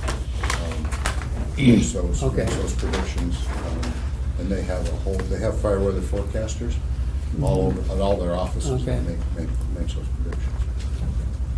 So I didn't have Jill, I'm Mark Grant, I'm the Deputy Incident Commander, for those of you I have not met. And this is Jill Cobb, our lead public information I officer. think I've met most of If you. you haven't met her, you've seen her quotes in the paper. I'm sorry. They aren't all true. We saw you on TV. That had to be embarrassing. Is it your quote that the fire will be out by the 30th? No. 30th of October. I say that? Okay, interesting. I'm not gonna spend much time on the Burdette fire because it's the west side where it's on the Fish and Wildlife Parks land. That whole side's pretty well lined. There was no fire movement there yesterday. Acreage has stayed the same, which was 600 acres, I believe. Yeah, 600 acres. And probably in about a day, we're gonna be downsizing that fire to what we call a fire use module. They're designed to monitor, it's like a 10-person module. They're designed to monitor fires like that in the backcountry, take steps where they see necessary to limit its spread. They should be, if they didn't yesterday, they will be today, completing the mechanical line from the bottom of the fire down to the roads. Try to keep it off Fish Wildlife Parks. Okay, the fire that is of most interest and visible to everybody, there were 600 acres yesterday. Ooh, really? Yeah, and these bright red spots are the locations on this map. Mostly down here around Smith Gulch. Didn't move across the ridge and into Quartz Creek any. Little bit down here on the bottom. One of the hot truck crews tucked the line in here a little bit to straighten it out, and just a little bit of burning last night on that. These X's are completed dozer lines, machine lines, dozer and/or excavators. I believe this line It's is in. completed. It's completed. We are looking at this one, I don't think that one's completed yet.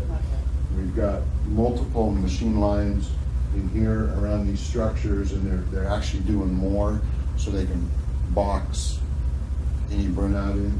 Here, when we tripped and had the sheriff agree, trip stage 3 evacuation order for this zone, we went to stage 2 up here because we thought the fire was gonna continue to move like it was that day, which you can see on This is the a map progression right here. map. That right there, it made some good major runs. You guys see how it's oriented, so the colors correspond to the days? Okay. We thought it was gonna force our hand to burn around these structures, to save these structures at night, which would have forced the fire up here, and which would have put these in stage 2. So we went stage 2, at the same time we went stage 2 here, just to give these folks a little more time. So you're pointing towards Quartz Loop right Quartz- there? Is Quartz- that in No, that's Yeah, Verde so Creek. This is Quartz Flats, this is Sunrise. Okay. Let's say we're in stage Oh, 3 okay. here. Okay. We're in stage 2 in Verde Creek at Oh. the same time, just because we were anticipating this fire forcing our hand, which luckily it didn't stop. So it gives us a lot more time. And so operations has been, what you said, So- creating boxes. Yes, so in a simplistic way, we know that the fire really wants to hold on these ridges, and that's evident by the horseshoe, and we're getting a little more burning in the middle. But the way that it really caught my attention yesterday, or today when I was talking to the operations folks, is everything we've done to date is a delaying tactic. Everything we've done is, if we know we can't stop the fire and suppress it completely, but we do know that we can delay it. We've been throwing a lot of retardant and a lot of water on these ridges where we know it's been trying to punk out on us. So what they're doing now, and this made sense to me, and I hope it makes sense to you, is see these lines they've created? There's a whole bunch of these little boxes they've created, and they're not square boxes. They're taking advantage of the terrain they have, so they can create these boxes that they know that if they put fire in that, and they burn it at the perfect conditions, lightly, they can suppress the fuels there. And so now, it's kind of like in war. So you don't want the enemy to always have the advantage on you. So it's our time now to take the more aggressive approach to the fire and do some light burning to remove the fuels where we can, where it's the perfect conditions, so that there's nothing for the fire to consume as it comes in here, and now we're fighting the fire on our terms. And so that made sense to me, and I hope that makes sense to you. Does that make better sense? Is this what used to be called back burning and No. now called it No, that no, no, anymore? no. Back burning No. is Totally It's different. very large scale. You have No. a running fire, and you go miles ahead of it, light a fire, try to get that fire to suck into the head of the running fire. Yes. That's backfire. And that's not what we're Large doing. scale. Little tiny boxes at a time. So you start the fire and put it out, start it. Almost put it out. immediately. And we're talking like maybe the size of this room, maybe a little bit bigger. Well, Just little tiny pieces. We'll give you an example. Yeah. So you see the R's right here, those are roads. They're gonna be used as fire Yep, lines. yep. And you got fire lines here. This gets down here, this gets down here.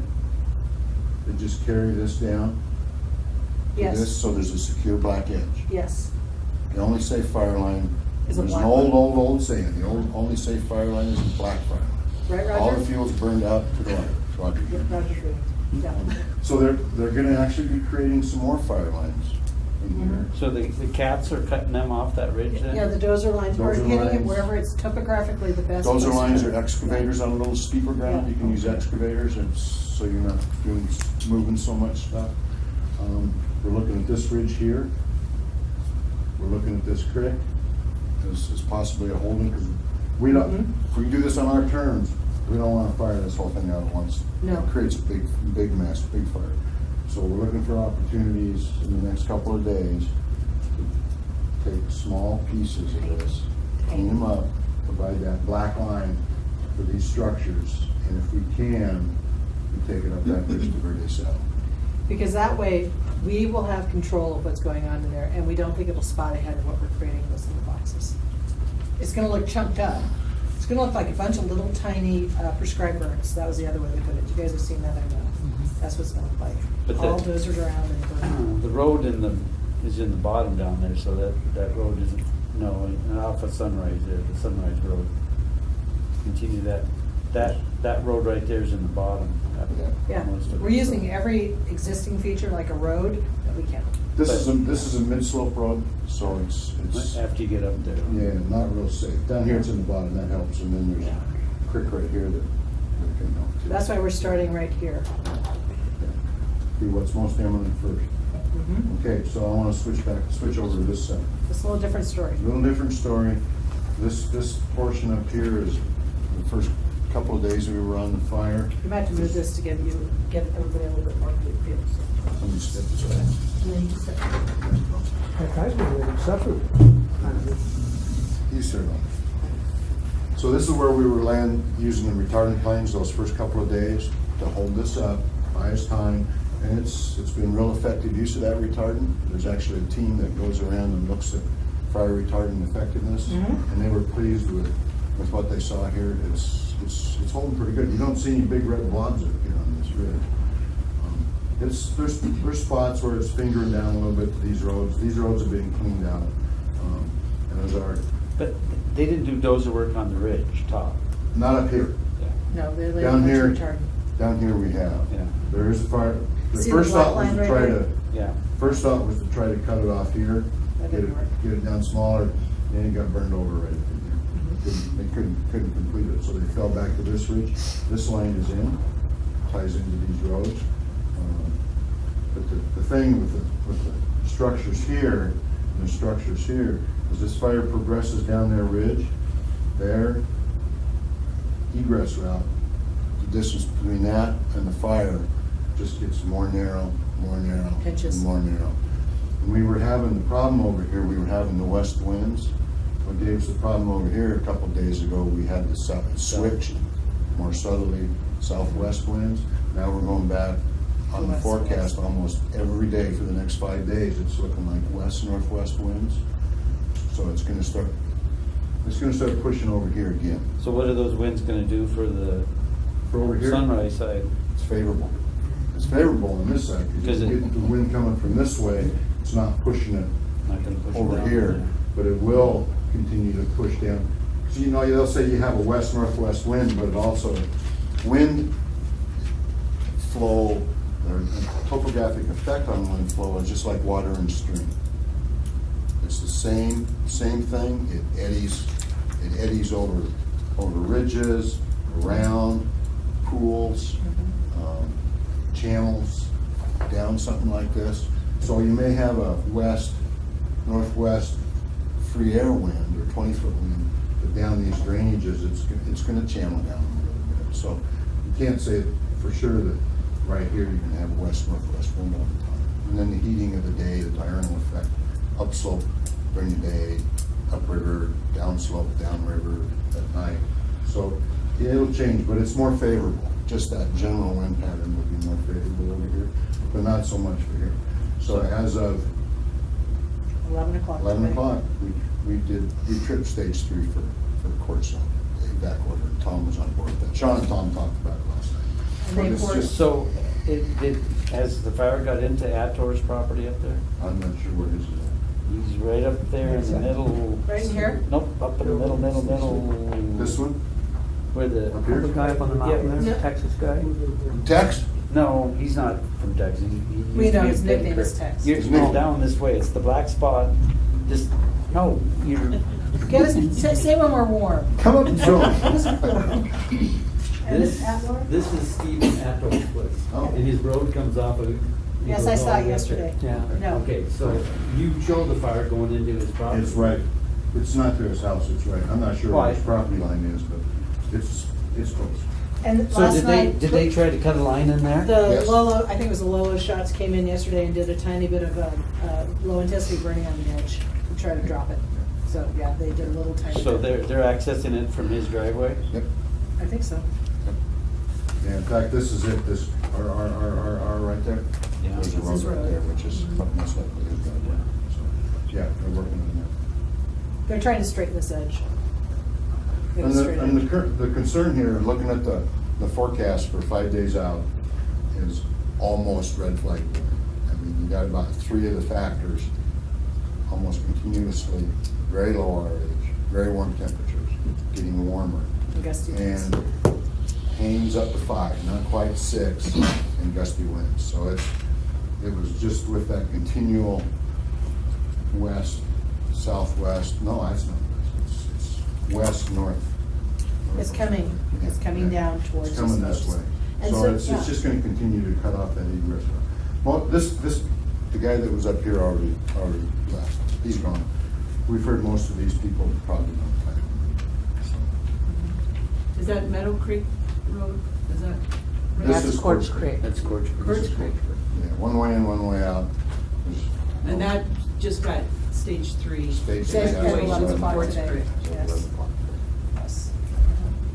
And there's a road that, of course, goes out here by Quartz Peak and in that saddle, but there's a old tailings goes down the bottom. There was Placer an mining. old road going down through that placer mining ground that it was open, but there was some rocks and stuff in it, so that's been cleared, so That's open. we've opened that up a little bit better so people can get out If they need so to. decide. So, instead of being up here, that gives them a little more distance. And the real concern is getting activity up here, with spots over, and then you got fire on both sides. It get a little dicey for people here. It's pretty green in here, and green in the bottom. It hasn't really dried out that much. Are you planning on doing any back burning? No. No? Burnout? Yes, back burn? No. Let's burn it. No, we're doing low intensity burning. Okay, burnout is. Yes. this- Those little boxes? Little Yeah. box. That's what we're doing. It's called burnout. That's called burnout. But just so people don't get excited about it, Yeah. it's very low intensity. Okay. So we prefer not to use the word burnout because people think it's Mhm. inferno. Just low intensity. Low intensity burning. Low intensity burning. He's a fire guy. I translate what he says, so it makes Those, sense. that makes sense, to somebody that I talked to him about that understands today. fire, I'm like, yeah. backburn is a very large scale, very large scale. I'm not gonna do that. Burnout So- is small scale. All the quartz places have pumpkins sitting out? Thanks, guys. Structure protection Yep. is done here. I wouldn't say they all got pumpkins because there's a lot of water in there. So, Oh, you're gonna pump out of the stream? oh, yeah. Well, like my mother-in-law, she's got 2 big ponds there at her place. And There's a lot of water Yeah. down here. I wouldn't think that. I haven't been up there myself.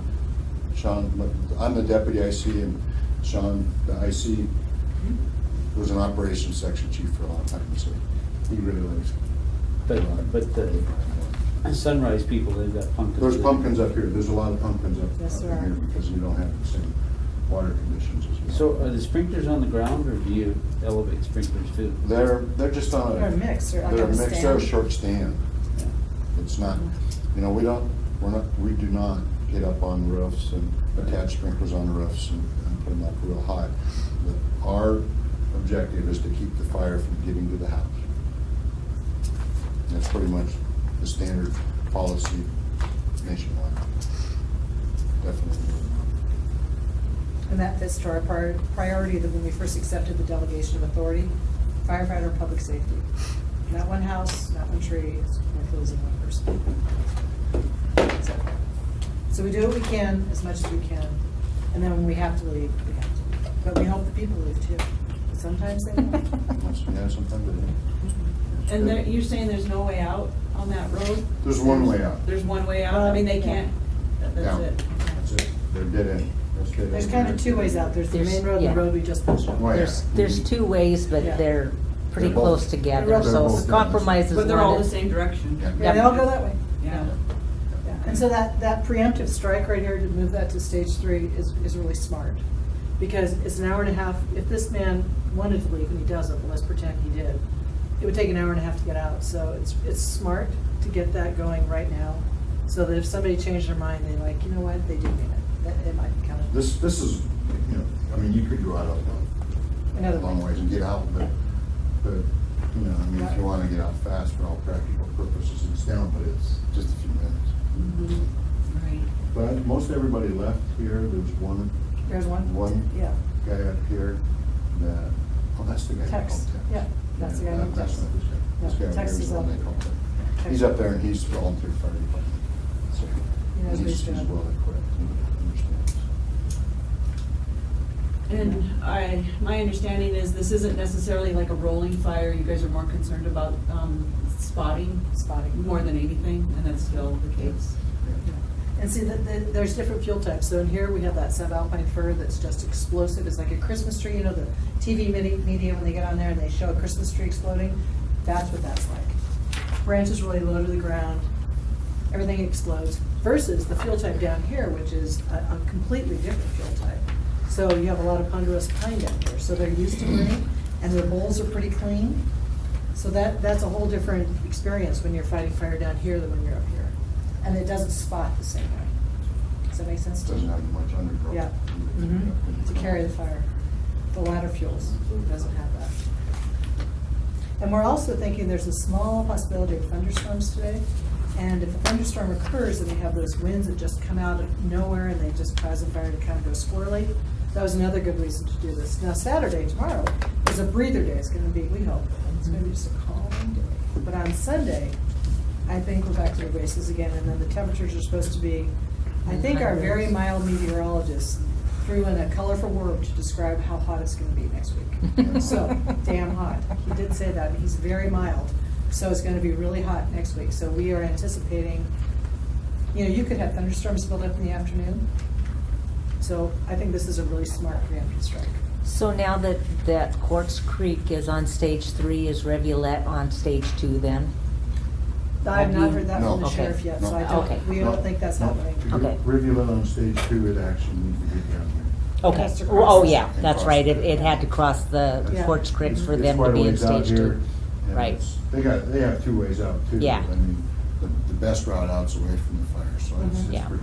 And they're really easy to Yeah, defend. yeah, I compared to remember these now that things. you said Yeah. it had to cross Quartz Creek for them to be on 2. And were there any lightning strikes last night? Did you see any? One off of the Burdette. Yeah, there was one yesterday, it was about 3 or 4 miles away from the Burdette. Burdette fire. Everything kind of went to the east. The first surge that went through was mostly to the east. There were some to the west, kind of came through Idaho and maybe the very western part of the Lolo and Montana. And then there was some more to the south, but the build up to the south and the east. Dodged the bullet yesterday. The lightning strike 3 to 4 miles from Burdette was which, into Idaho, or which way was it? No, Burdette's I have between here Burdette and too. Missoula, so. No, I meant the lightning strike you referred 3 miles away from Burdette. Which way was it? South towards Idaho or? I didn't hear on the Oh. radio. I'm thinking it, well, there was a pretty good cell that went right between these 2 fires. Mhm. So I thought it was to the west, but I thought it was wouldn't probably- stake my mind on It it. should have been, if it came out of that cell, it would have been to the west. Oh, okay. But no fires? Oh, yeah. Nothing That you know of, They yeah. can lay Sometimes down it for a takes a long couple time, days. Then the wind blows and then we're off to the races. You get a sleeper, we'll call it Yeah. a sleeper, it'll pop up. Burdette's behaved really well. Just don't wish any ill on her. She's been really good. Yeah, she's been an easy one, relatively speaking. So just so I'm clear, the main concern is west, is the fire moving, what would that be? Basically, kind of, but you can see, I mean, it wants to move down those ridges to the east. To the east. So our primary objective north. is structure protection down here. Okay. Based on what we're seeing in the weather forecast, I'm gonna take I've been looking, actually, I've been looking since I get here. I do the population protection planning, which look at the fire probability of having evacuation, start there, work with our operations, fire behavior, county sheriff, local firefighters that understand how fire burns, do that most critical population protection plan first, and then start looking bigger picture. I just keep looking bigger picture the whole time I'm here. So I've been looking all the way around this stuff. I've looked all the way around. It's a big the circle. gas. I've looked around here. I just haven't put it on paper yet, and I'm gonna start doing that. So those winds are gonna come from the west, northwest, in case you want to capture that. So we're worried about this and this right now. Okay? And then structure. Thank you. Because it's creeping down the ridges. Do you happen to know how many people are taking advantage of or might be at the evacuation center at the school? We're up to 2. 2 people. There's only 2 people That's what we're at the school. This is Yeah, you find the same thing in rural communities in western Montana, North Idaho. Family, friends, who wants to go stay in a school, right? So you Yeah. got people that take you unless you're fairly new to the area. or Yeah, something. then the one individual I talked to had just moved here and Yeah. didn't know anybody else, so. I did hear there was one person who needs an ADA compliant hotel, there's not one locally. So that's one that we want to talk about maybe separately. We can leave that map with you. That could be a gift to you. Oh, It's got, that's the. If that's you'd like the- these as gifts as well, we come bearing all kinds of gifts. That's the fire spread district, it's all color coded over there, Yeah. where it moves and when. Yeah, we'd like you guys to have a map. that you when can- they say It'd be better Quartz if Flat, that it's was kind the of a ending misnomer map. because. Yes, Quartz Creek is that it's out, that's the one we that the want. ending map? This is the final map you're getting. Loves the lake, you're coming down, there's the dump and all that, you come down, and then here's Sunrise Creek, and this is that Quartz, that square roundabout. Oh, okay. So, you know, and then down into. Oh, and then there's Meadow. Correct, so that's why, Road, yeah, so okay. right. So even though they call this Quartz Flat, it's a ways away from Quartz Creek, so I didn't know if you knew It's that. been- okay. yeah, it's There's been- Meadow Creek, and then there's Sunrise, and then there's Rudy Creek, so Sunrise Creek, a whole bunch of people live up here, the crabs and all those. And this is that Quartz Loop that, I don't know if you know anything out there, but then, yeah, so this is actually the Meadow Creek drainage, and the Quartz Creek drainage is over here, and then right there is, you know, towards River right here. So you understand your All barriers. right, all right. It's where I grew up. This So- area. I'll, So yeah, so the fire, so far, like they said, here, the red is the most recent burns. So it's been going, but like I said, the wind was going this way, which is unusual. Normally the wind goes this way. Uh-huh. raised right there. Oh, wow. Okay. Back then, there was about 5 families out there. The other night, I could really see the glow even from my place. It's been burning I'm in St. actively. I'm in St. Regis. Oh. It's been burning actively until 2 o'clock in the morning. And I see Sometimes all that night. column of smoke going out of it. And this is where we Didn't have a lot of 822? money Who did? anyway. 90. Oh, Yeah. okay. Receipts down from this fire season. It'd be, you know, up, I don't know how to do that. Second, correct. yeah, everyone's up. Our there. DES I wanna look at the flat. Do you really want to know what it is There's right deep- now? I can This call is Deep Creek and then finance. Second Creek. So, yeah, there I are a lot of just houses thought- in this deep. Yeah. Sometimes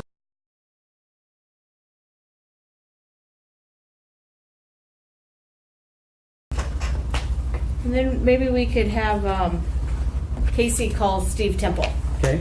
and see if we can get him in. I Almost left done and let over her, there. I'm letting her wrap up that other thing. Okay. All right. Um, So let's see. So you have a separate. So we kind of have this after. You have your normal binder, right? This one? Yep. But these we're going to insert these after we look at them. These weren't done for that original one. Okay. So I see planning here. all right. So you want to go? Revenue side of planning is what I'm looking at. The planning board, I guess. Where do you want to start with? What fund? Well, I'm just looking at 2250. Is the second in page. Why don't we, for the revenue side, why don't we just start at the top one? So we have 2210 is parks. Oh, okay.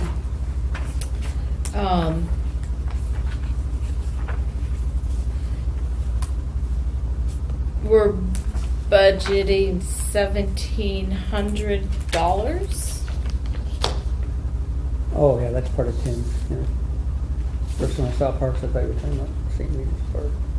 Yeah, subdivision parks, Tim, $1,700. Well, there's 2 parts to the park fund, because we didn't have any other method. When the subdivisions do mitigation and they pay cash in lieu of parks, that goes into the parks fund, and you should have a park board that decides how to spend that. We haven't never really had an official park board out there, but one thing to consider.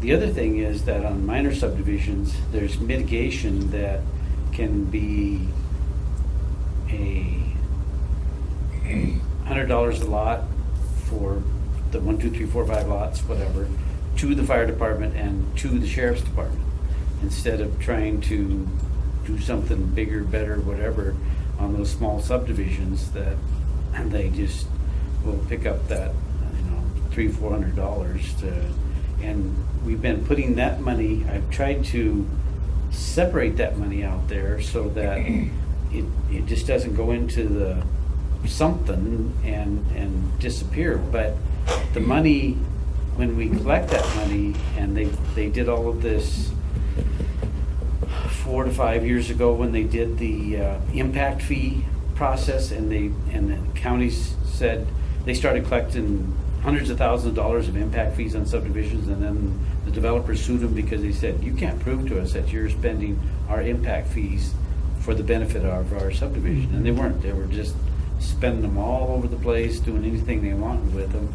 And I know Lewis and Clark were sued, and Ravalli was sued. So it set everybody on their ear. And then they came back and they said, if you're going to collect impact fees, you have to base it on a study, and the study has to include this. I don't think it would have been as much as a couple people estimated, but they thought that it could take up to $100,000 to do the impact study for Mineral County. We would never make that back. Never get that back out there, or where would it come from in the first place and stuff. So we haven't had an impact fee. And then they further clarified is that if people want to mitigate, it should be a voluntary mitigation. So you can't just go and extract money out of people right now. But the developers are smart enough to know that I'm going to look a lot better if I volunteer some mitigation in doing that. So on minor subdivisions, as part of the process, I said, typically we request that you consider $100 per lot per the fire department and $100 a lot for the sheriff's department.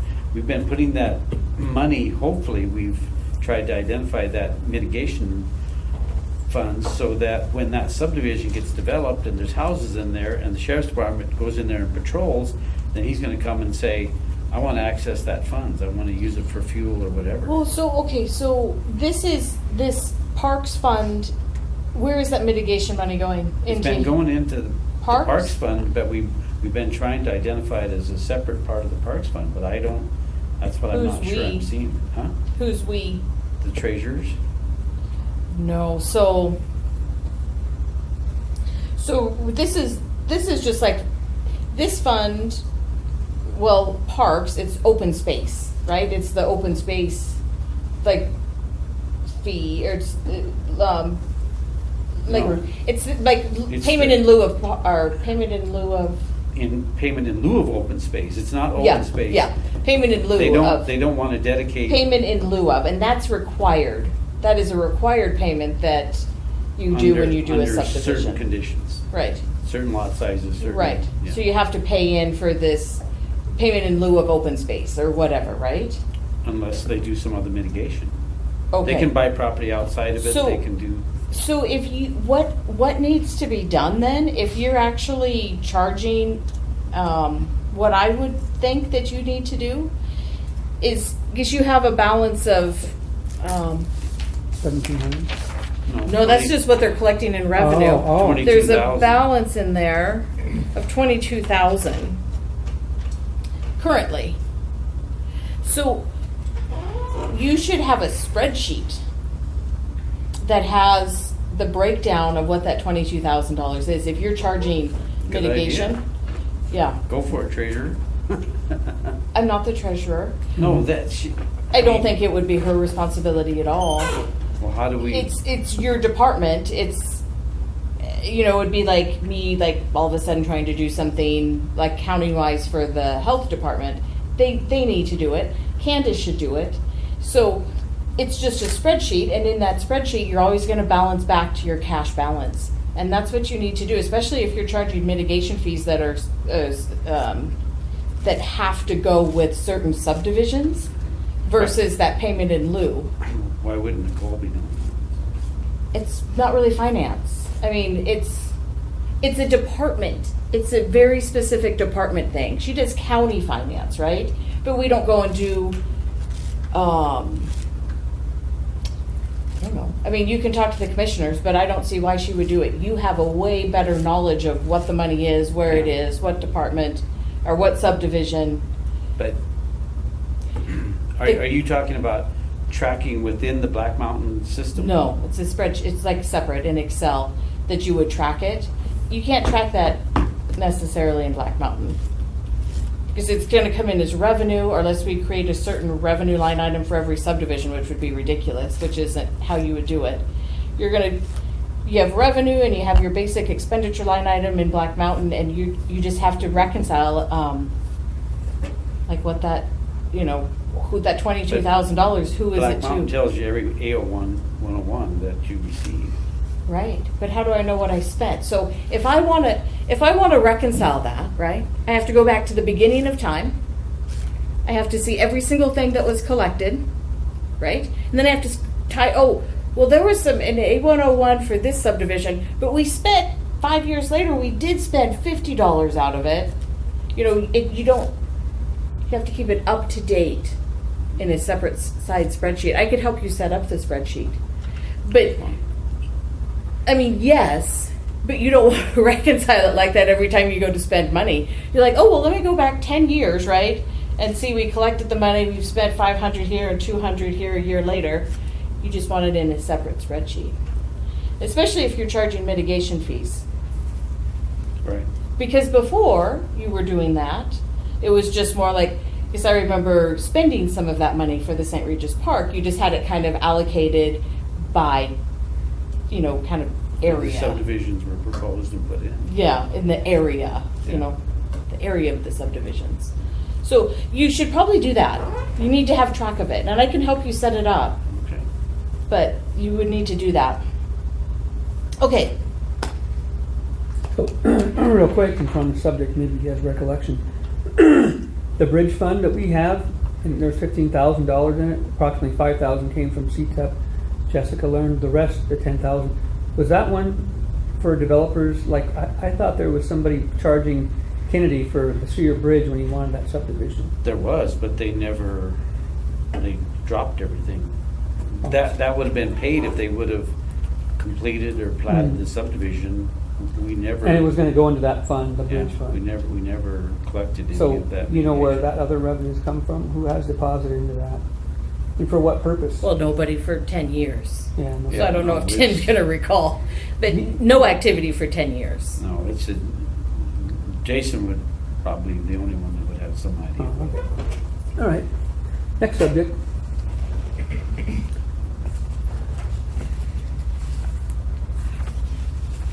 So I mean, we're fine with that fund, right? Yeah. Is the only thing that's kind of weird about it is I really don't like the budget line item for parks is supplies. Like that's where it's been forever. It's been 30 years. I know, but really, it wouldn't be supplies. We should better identify that. Like I'm like supplies. We're not spending that on supplies. No. So really, it's more contracted services, or no? No. What? Capital outlay? Yeah, it would be like a capital outlay, like. But for somebody else. We're sitting on that money, and the town of Superior is sitting on their parks fund money because we're hoping to buy Clyde's property over here. And it's gonna take a lot of money, but we would need some match money for like the FWP Trails Grant Program. So if we had $10,000 to say, we need, $50,000 from you to buy Bobby Clyde's property. So I guess it's a capital outlay that you would leverage that money to. Or it's like a grant or a donation to somebody else.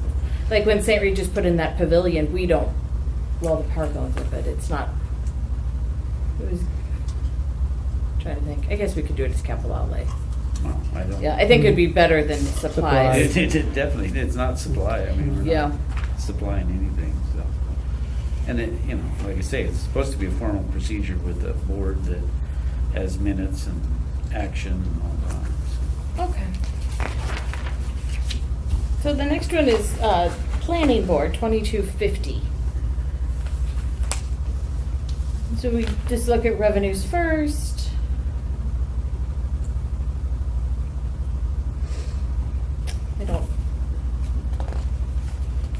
subdivision review, you think that's gonna go up a little bit? Well, And land survey fee? the state has created a real big catch-22 because you might do a major subdivision, which maybe generates a little bit of money. The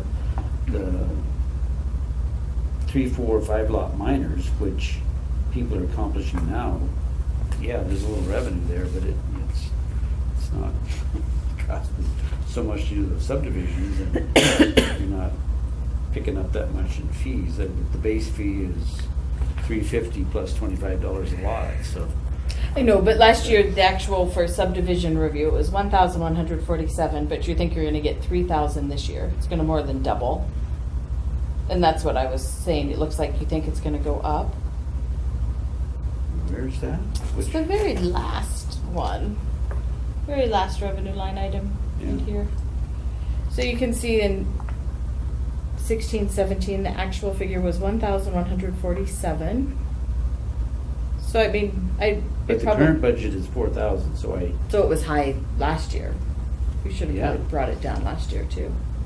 I So mean, we wanna base- what you do is you have 10 different people come in and talk about doing a subdivision, and then they'll walk away and fade away, you know. It's because it's so complicated to do one. But it turns out it's such a good product in the end. Not unless you can't get more revenue in the county. But, so for 3,000 I think is probably high. Since you've never had that in 4 years. So we should probably lower that to something, just to be more realistic.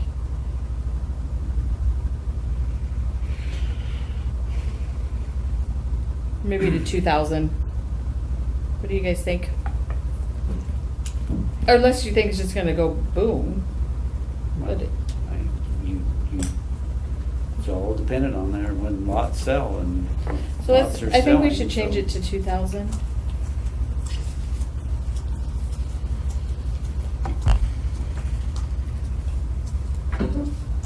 And then on the expenditure side, what do you have, Tim? Anything?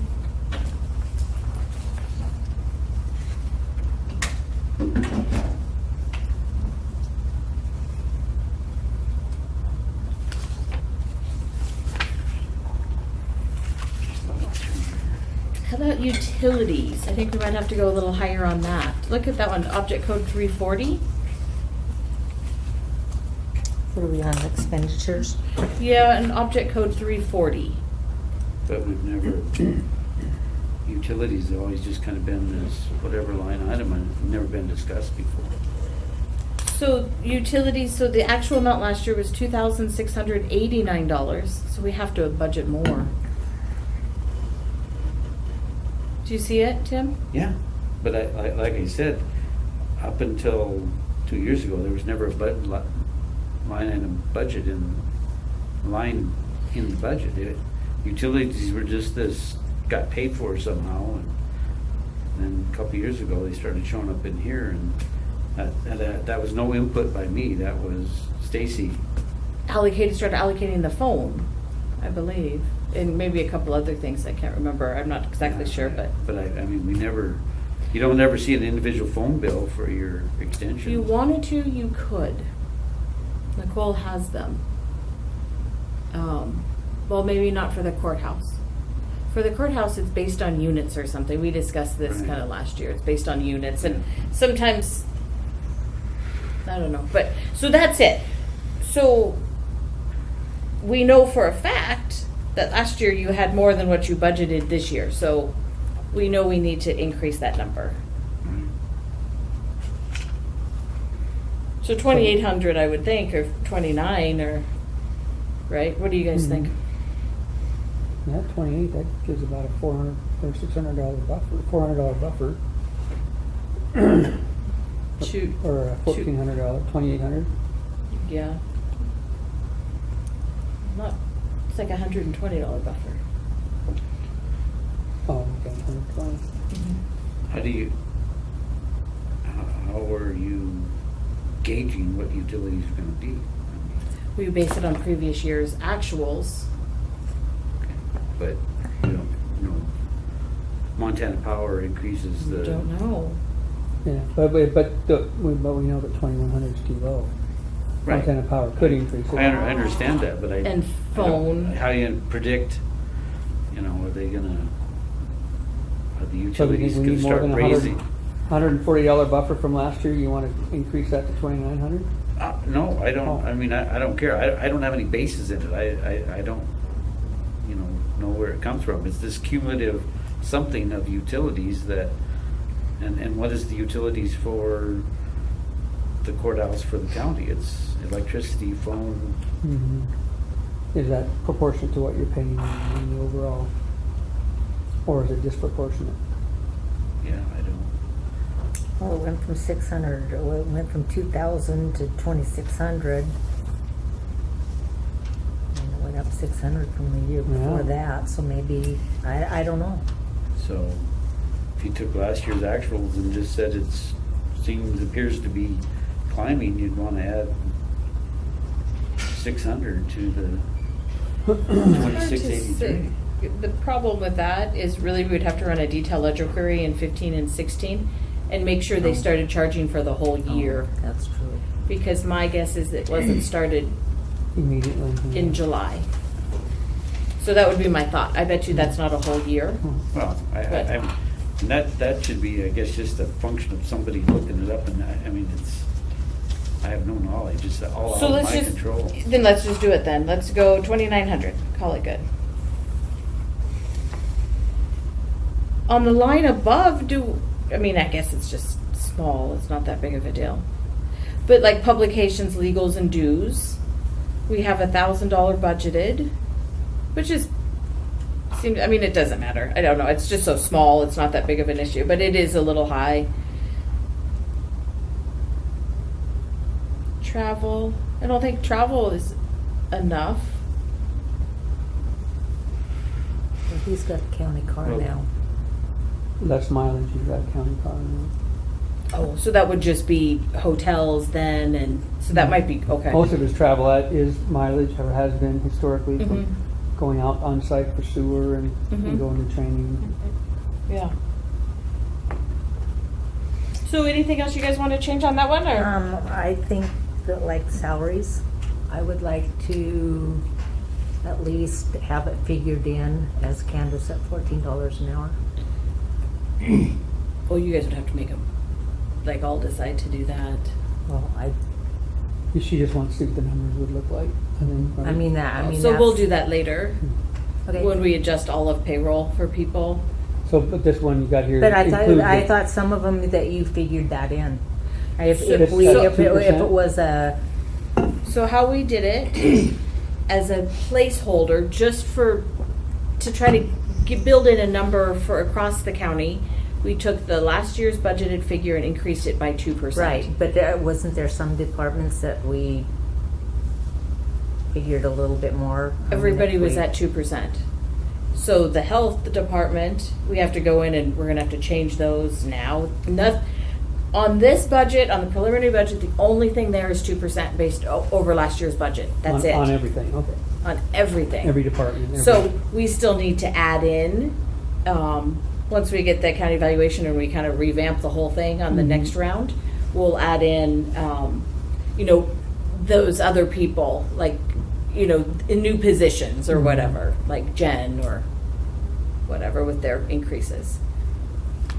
Okay. And you're saying you want to add in Candace.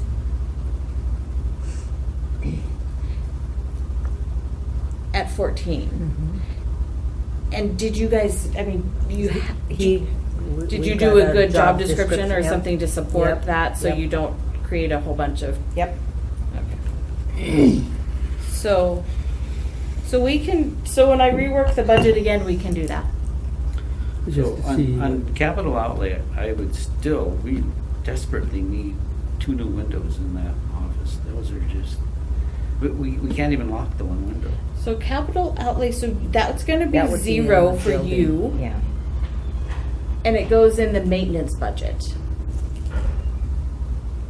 So Tim's But windows the will budget be- you give me back had 3,000. Say that again, Tim. This budget has 3,000. That's because you put 3,000 there, And I do what I'm told by the department heads, right? I put it in, and then when you come here, we address it and change it or whatever. But the preliminary budget is what you guys say. It's not what I think. But we couldn't have 3,000 anyway there, because it needs to be 5,000 to be capital outlay. But really, it should be 0. And then what you need to do is we would need to adjust The maintenance. Joel's. That's correct. Because all of that type of stuff goes through Joel's budget. So we, Get something that gets accomplished, huh? so we can change that Regardless to me, 3,000 but to 0. And then should I add 3,000? You guys are thinking to? To Joel. To Joel's.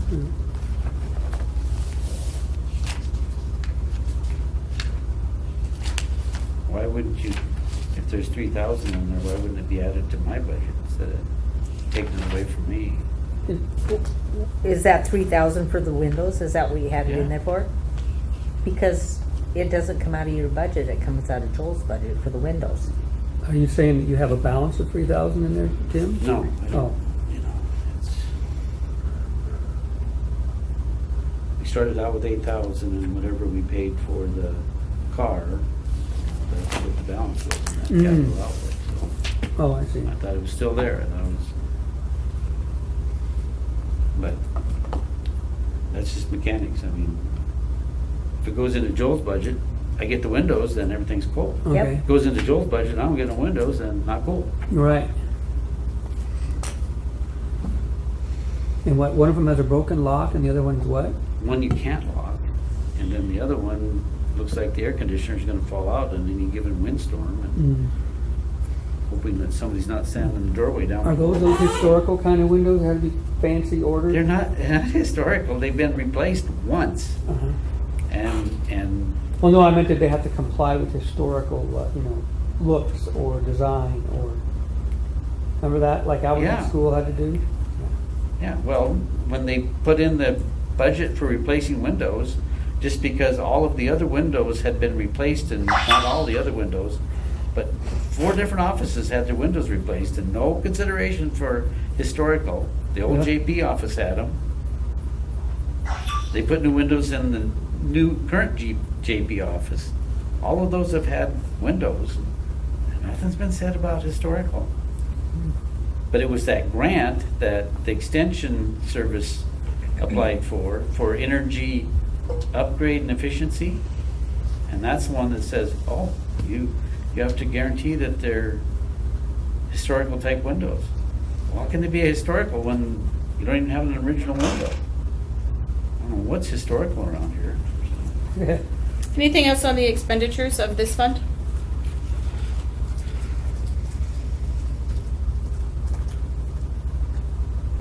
So the 300, 330, we didn't spend any last year, but we have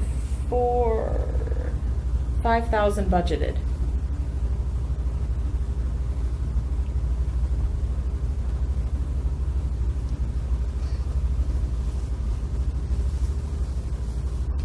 Did you see, Roman? Mm-hmm. Yeah, 300, 330, 357. Yeah. And 370. Oh, yeah, 370. So when we redo the growth policy, then we have to spend money, but the growth policy doesn't get done every year. Will you do it this coming in 17, 18? This coming year? No, we're fairly current on that, so. So can we refrain from budgeting money this year in that, any of those items? Ledgers? You probably still want your consultant services, or will that be, will that directly tied to growth policy? It won't, necessarily be done that way. I guess might be even a bigger picture of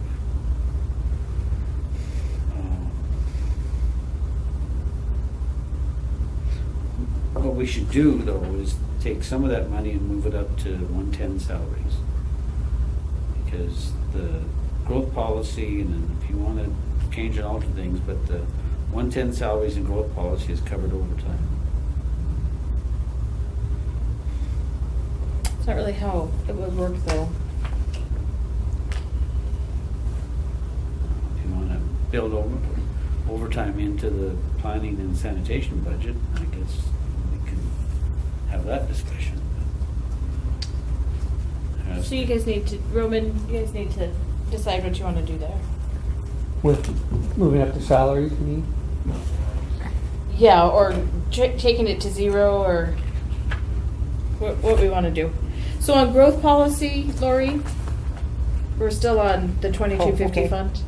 The last four line items, the 300, 330, 357, and 370, we're not going to have, I guess, any growth policy review, but yet we have $5,000 budgeted. So the question is, I mean, why wouldn't it go to zero?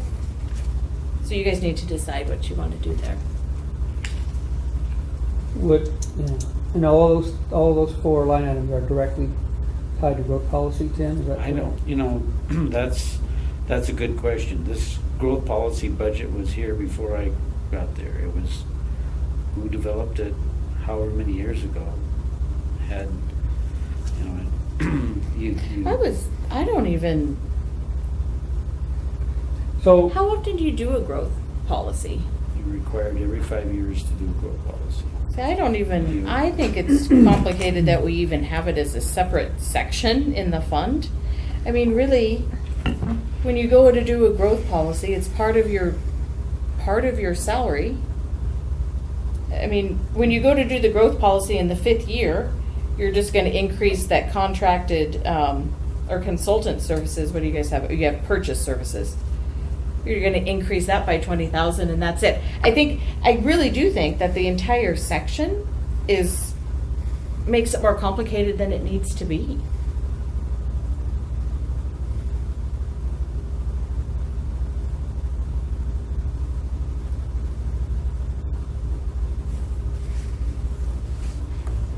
I would like to So- see the whole thing go away.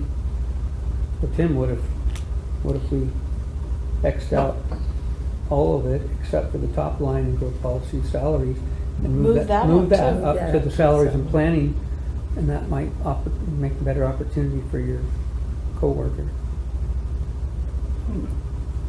Yeah, the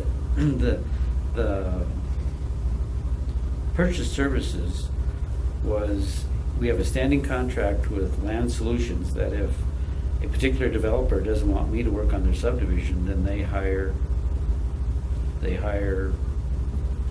hire Land Solutions to conduct the whole subdivision review. Mhm. That's when it was all rabble-rousing around here and everybody was upset and doing all that. So that's, part of that money was put there in reserve because you didn't know who might decide that they would rather have an outside consultant do their subdivision than Well, not. and when if they do, isn't that on them? Why would we have anything out of this fund paid for it?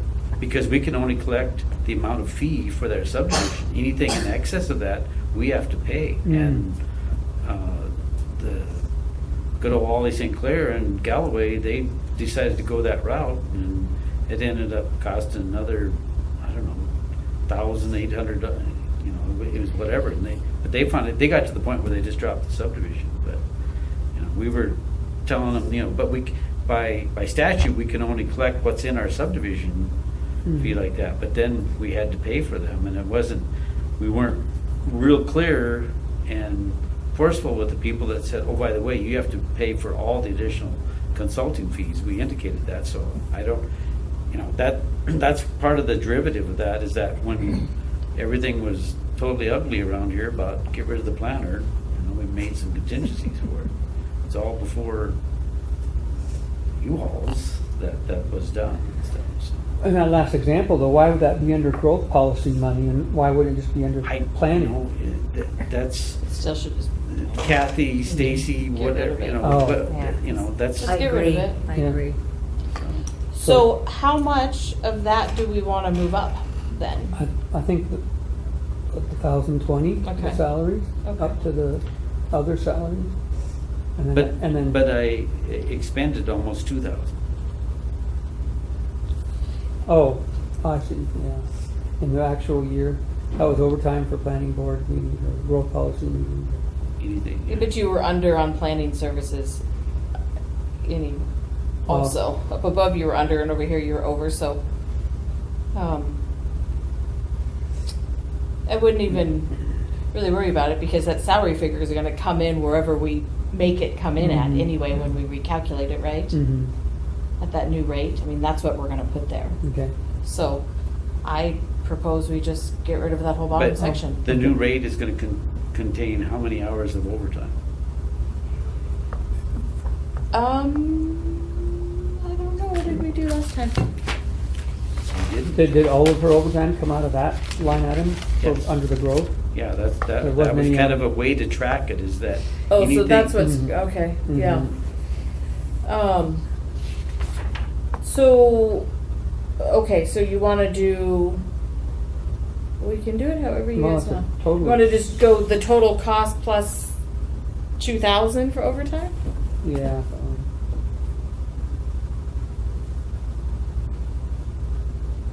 And that's for you, really, right? You for No. no, you're. Oh, Candace does overtime sometimes also. Yeah. Yeah, planning board, meetings. All that stuff. And she doesn't leave early on a day. She has a planning board meeting or something to You offset either it. have comp time or overtime.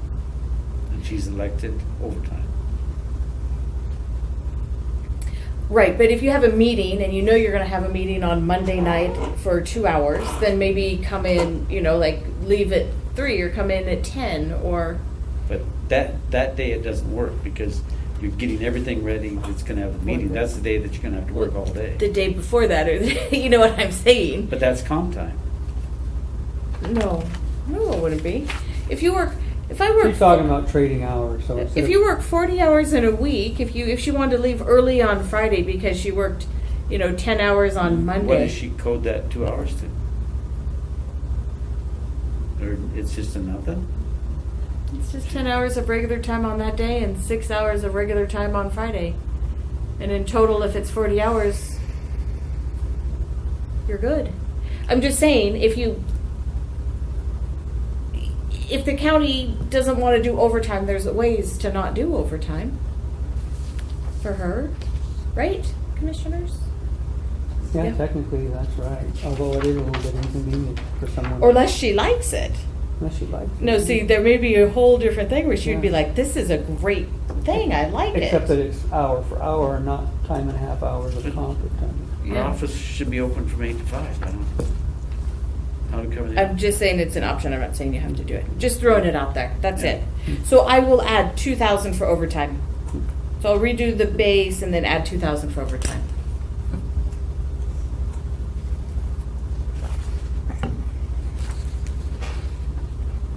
But you can tell her, Tim, that it's her option. If, like, let's say she wants to go to Portland on Saturday and there's a planning board meeting on Monday. You could let her know that, hey, if you want to knock off at 2 o'clock on Friday, then you'll have 40 hours at 2 o'clock and you can go early and you'll shut the door. Huh? And then you would close up the office at 5 if you were there. In 3 more minutes, I'm on overtime again. I mean. No, I'm just talking about. Oh, if- yeah, I'm it's just saying, what- I'm saying if- practically, if she was aware, it's way better to pay Candace overtime than it is to pay me overtime. right.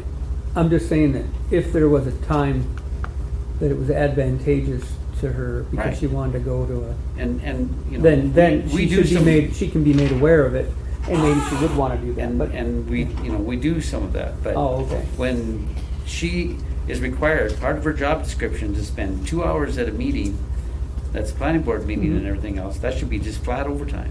That's- Sure, Well, it could unless be. it's unless But she people wants can to. flex their time. Unless she decided she wanted to flex it and go to the family reunion early on Friday. I'm just saying, I'm not mandating, I'm just saying, let her know of that option, because there might be a time when she wants to use that instead of overtime, because it's advantage to her to be able to leave town earlier on Friday to go to whatever. Right. But then you're gonna have that office closed with nobody there. Well, I was assuming that you would still be there. Let's go to the next page. Okay. So just the next page on expenditures, there's 2 pages for the planning board expenditures. I also think we should get rid of this. It hasn't been used in 2 years.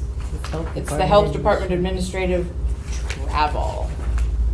I think we should, I think it just complicates that fund budget too much.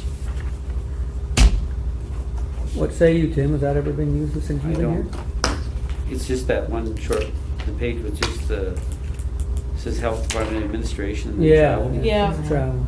What's it under? Is it under planning board or under? Yep, Planning it's under board. planning board. It's just like, it's kind of like the growth policy, like a whole separate other account for one object code. It's not, we just need to remove it. Done. I mean, some of these probably go clear back to Denise Mondrell's account. if we remember. Is it okay to X this one off, Tim? Yeah. I see no need for it. Okay.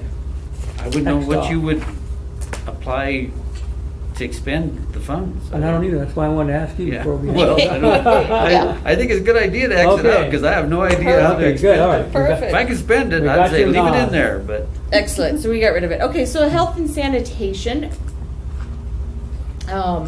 Revenue side, mine aren't. Oh, back to revenue? yep, I think the revenue side looks fine. I don't.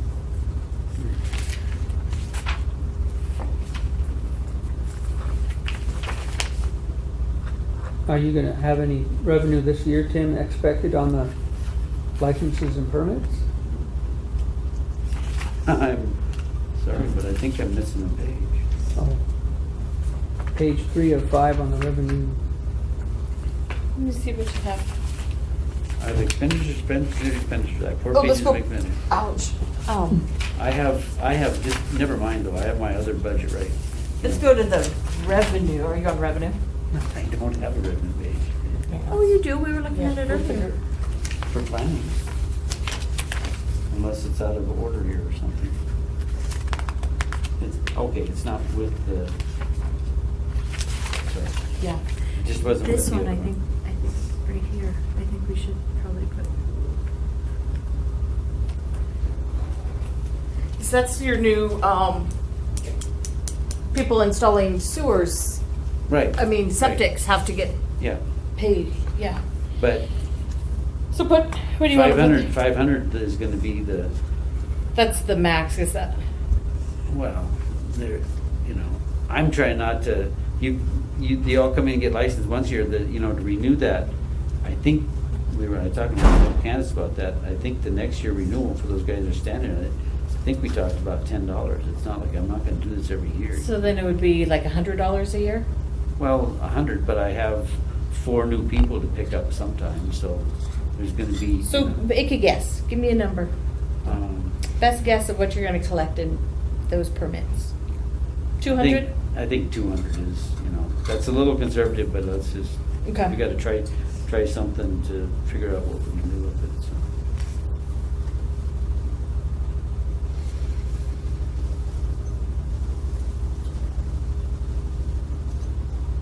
And did you explain to me why the state entitlement share went away? I did. The state entitlement share, it really never should have been allocated. Oh, that is me, okay, got it, never mind. Mhm. Don't have to. Yep. Don't have to do any more on that one, so. I think revenue looks fine on that, so. And on the expenditure side, consultant services, we have 3,500, but no expenses in 4 years. That's probably a little much. Well, it's gonna be a little much this year, it's gonna get used, so. It is? I'm gonna be gone for probably 2 weeks, and I'm gonna have to hire a replacement sanitary. Oh, is that the plan? That's the plan. At usually about $70 an hour.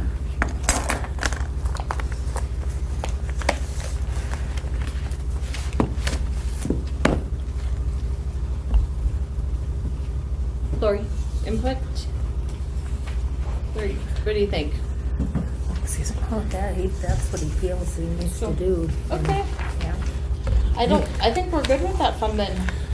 So. What do you feel you need to do? A curiosity He's gonna is. Punch me in the face, is it? When he goes on vacation. Okay, somebody wasn't gonna. Feels like he needs to punch me in the face. We split We're back. the old travel under planning and put it under fuel and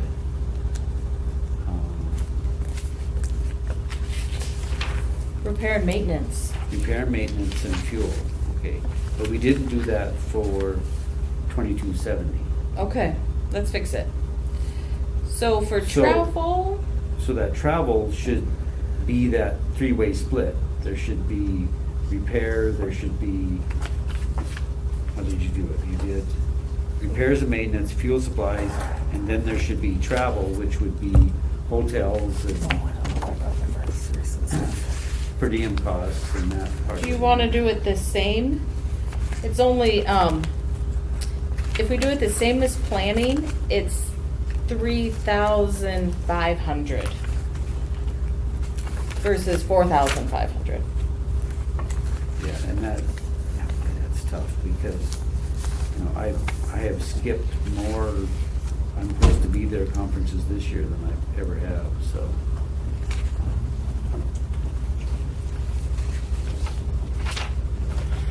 We can see, I guess. Okay, so take it to the 3,500, but split it. So I'll do repairs and maintenance 15, fuel supplies 15, and travel 500. Okay. Anything else on? Well, the other, just for whatever. Yeah. The postage, it's like they use like $22.50 for postage for just use it, and I kind of track it, but we don't, you know, we don't split very equitably on postage. I mean, it looks like I'm using all my postage out of one budget and no postage out of the other budget. And what I think we tried to do in the past now, but we have all new people running the postage meter, is that we went 6 months and said, take it out of planning, then we were gonna do 6 months and take it out of sanitation, out of 270. Why don't they just split it 50-50 every month?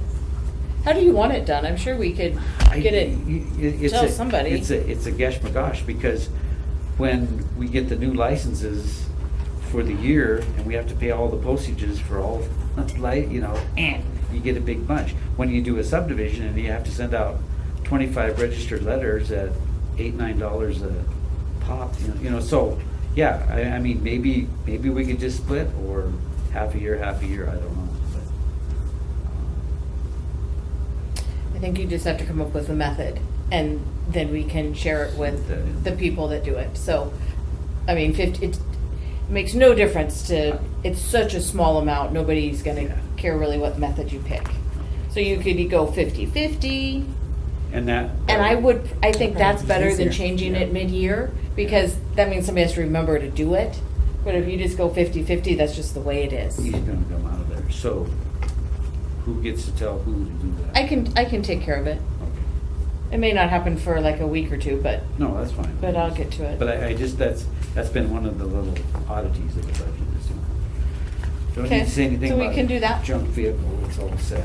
all right. So so that was the last on health and sanitation. Yeah, junk vehicle. We don't have anything to say about I that. think we've adjusted EPA to get into the realm of actualities. Excuse me, you're in my time slot, fella. So you want me to help you with your budget? Well, I was gonna say, so just feel free to ease on over and. All right. Is that it, Tim? No, it's not No. it. I really need to, I'm getting real concerned. We're down to $2,000-3,000 for maps, the GIS, and You're getting down to a couple thousand. Yes. In what fund? It was the old Title III funds that they decided last year. Yes. So on that, So the replacement of that is dire. I think that's a good discussion.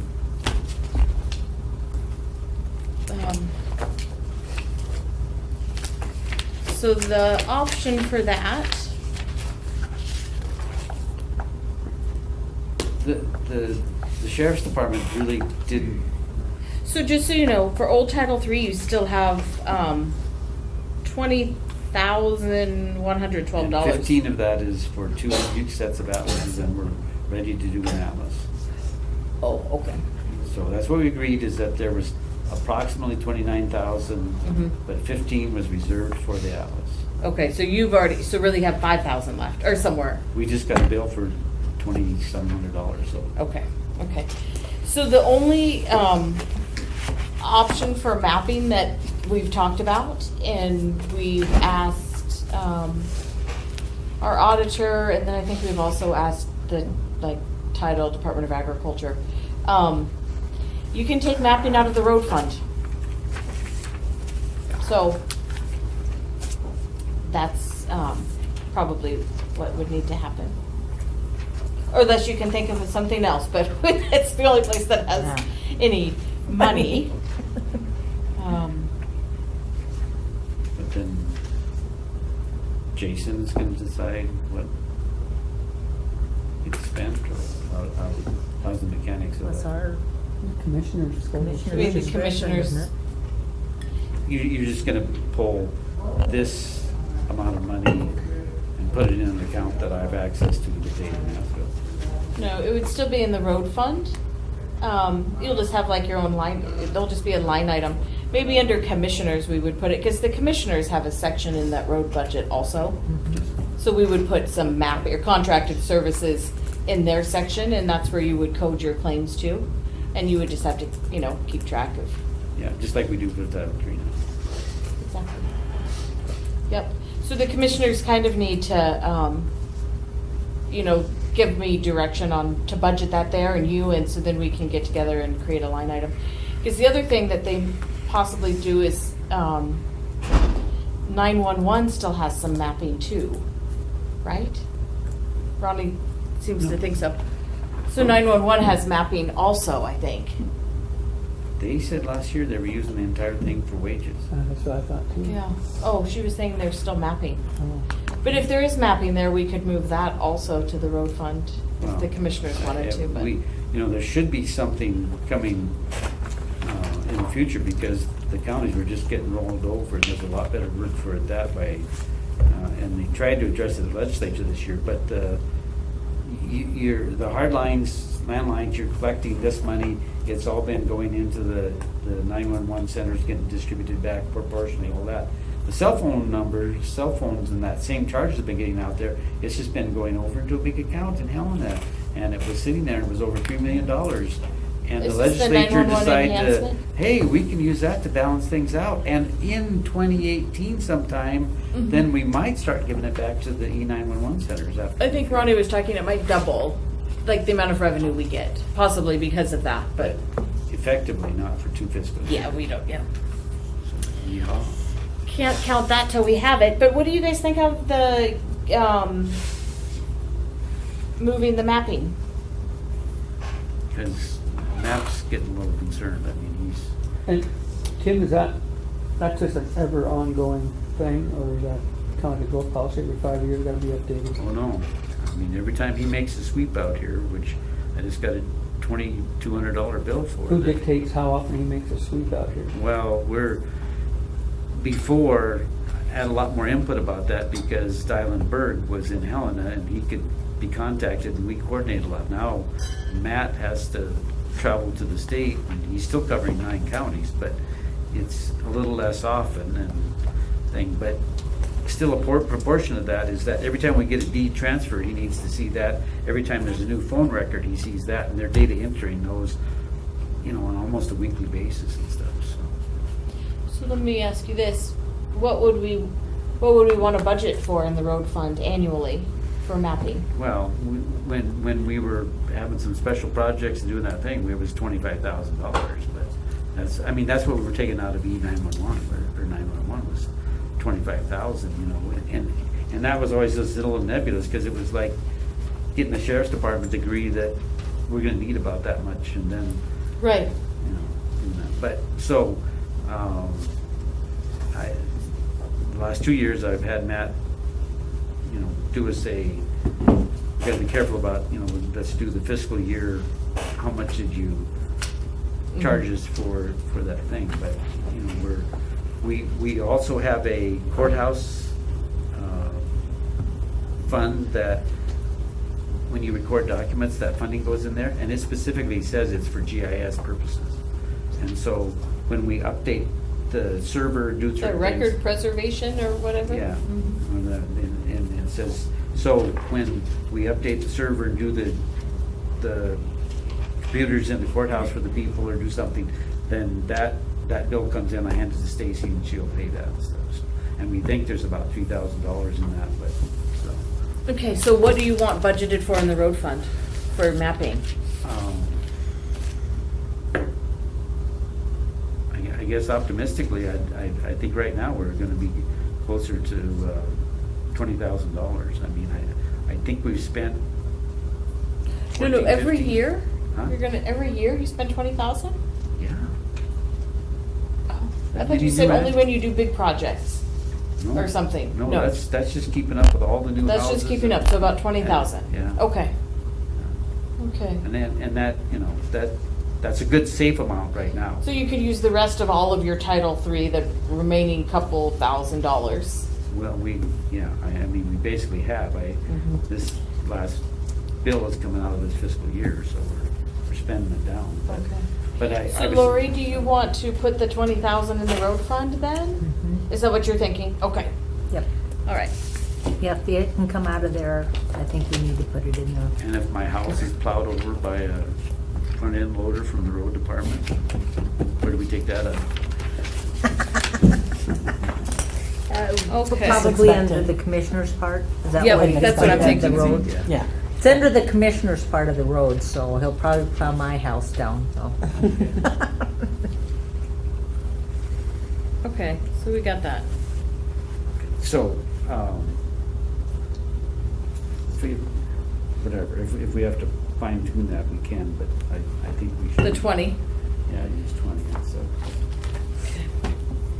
Good. All right. Yeah, thanks, Tim. Thank you. Do I want to follow him? He's a tough act to follow. He's good. Next of the expenditures section. And then there's the county attorney section. We have salaries, which, Oh, we're on expenditures? yeah, we went right to expenditures. So let's go down to object 210 and start there, since salaries, Yep. it's kind of still to be determined.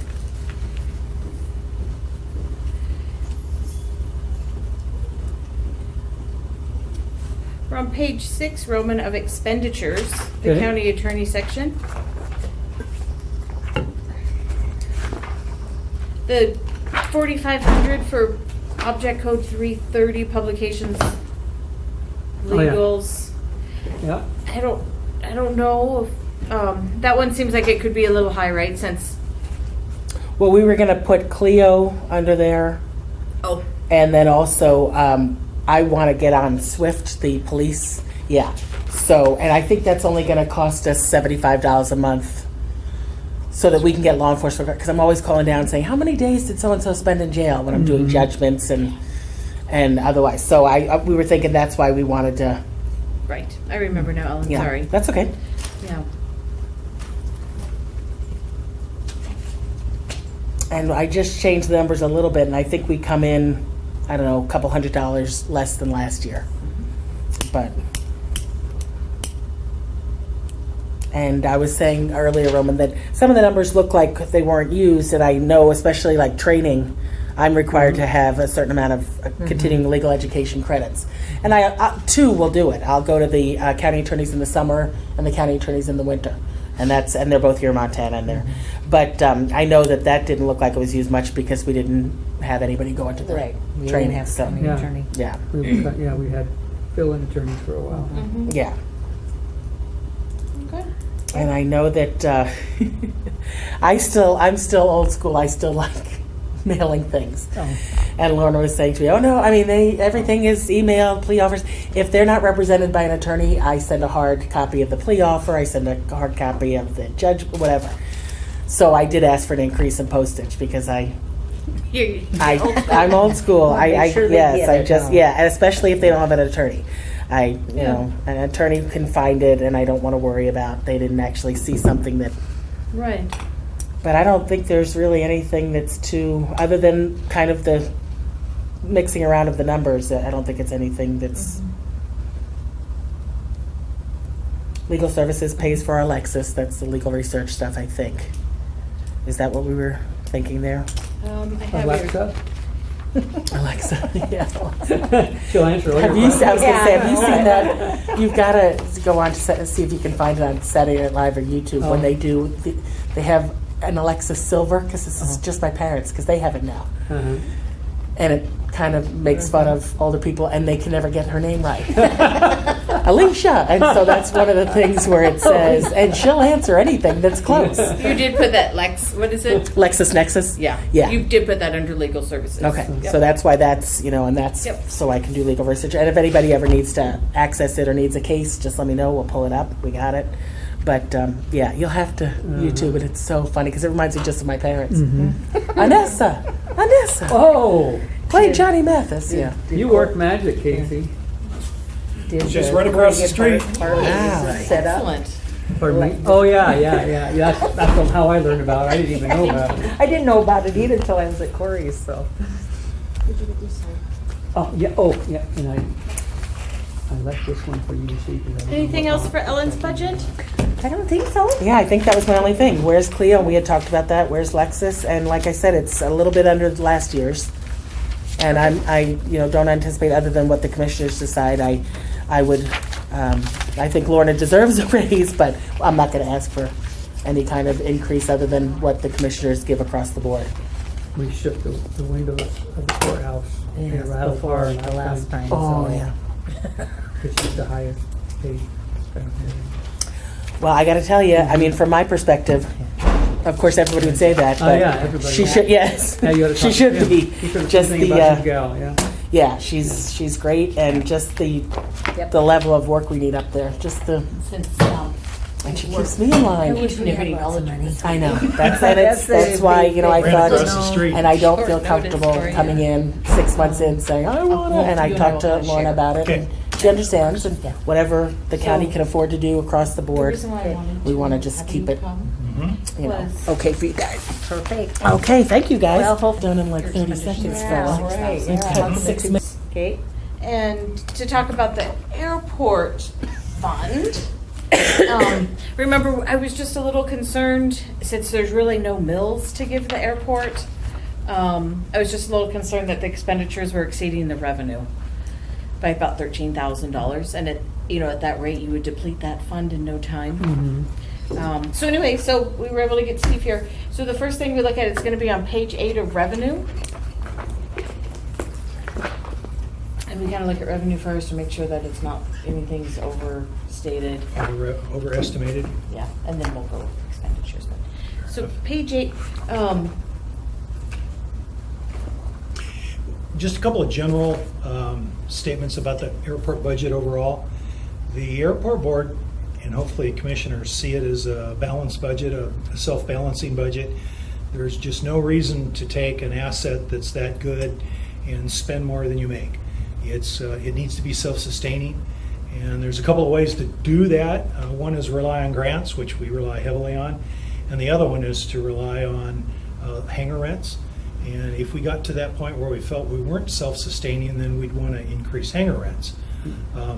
Hangar rents, like any other rent, are kind of market-driven. We're probably at the market point at which they're desirable and we can find tenants. We just got a new, Jeff Mancini got a hangar from us just last week. Oh. So we had a vacancy, and he stepped right in and picked up our vacant hangar. So with any luck, down the road, we'll be able to add more hangars with FAA funding, which generates more income, which makes the airport just that much more self-sufficient. So what you contribute more than a mill levy towards helping the airport is that huge swath of land out there that's called the airport.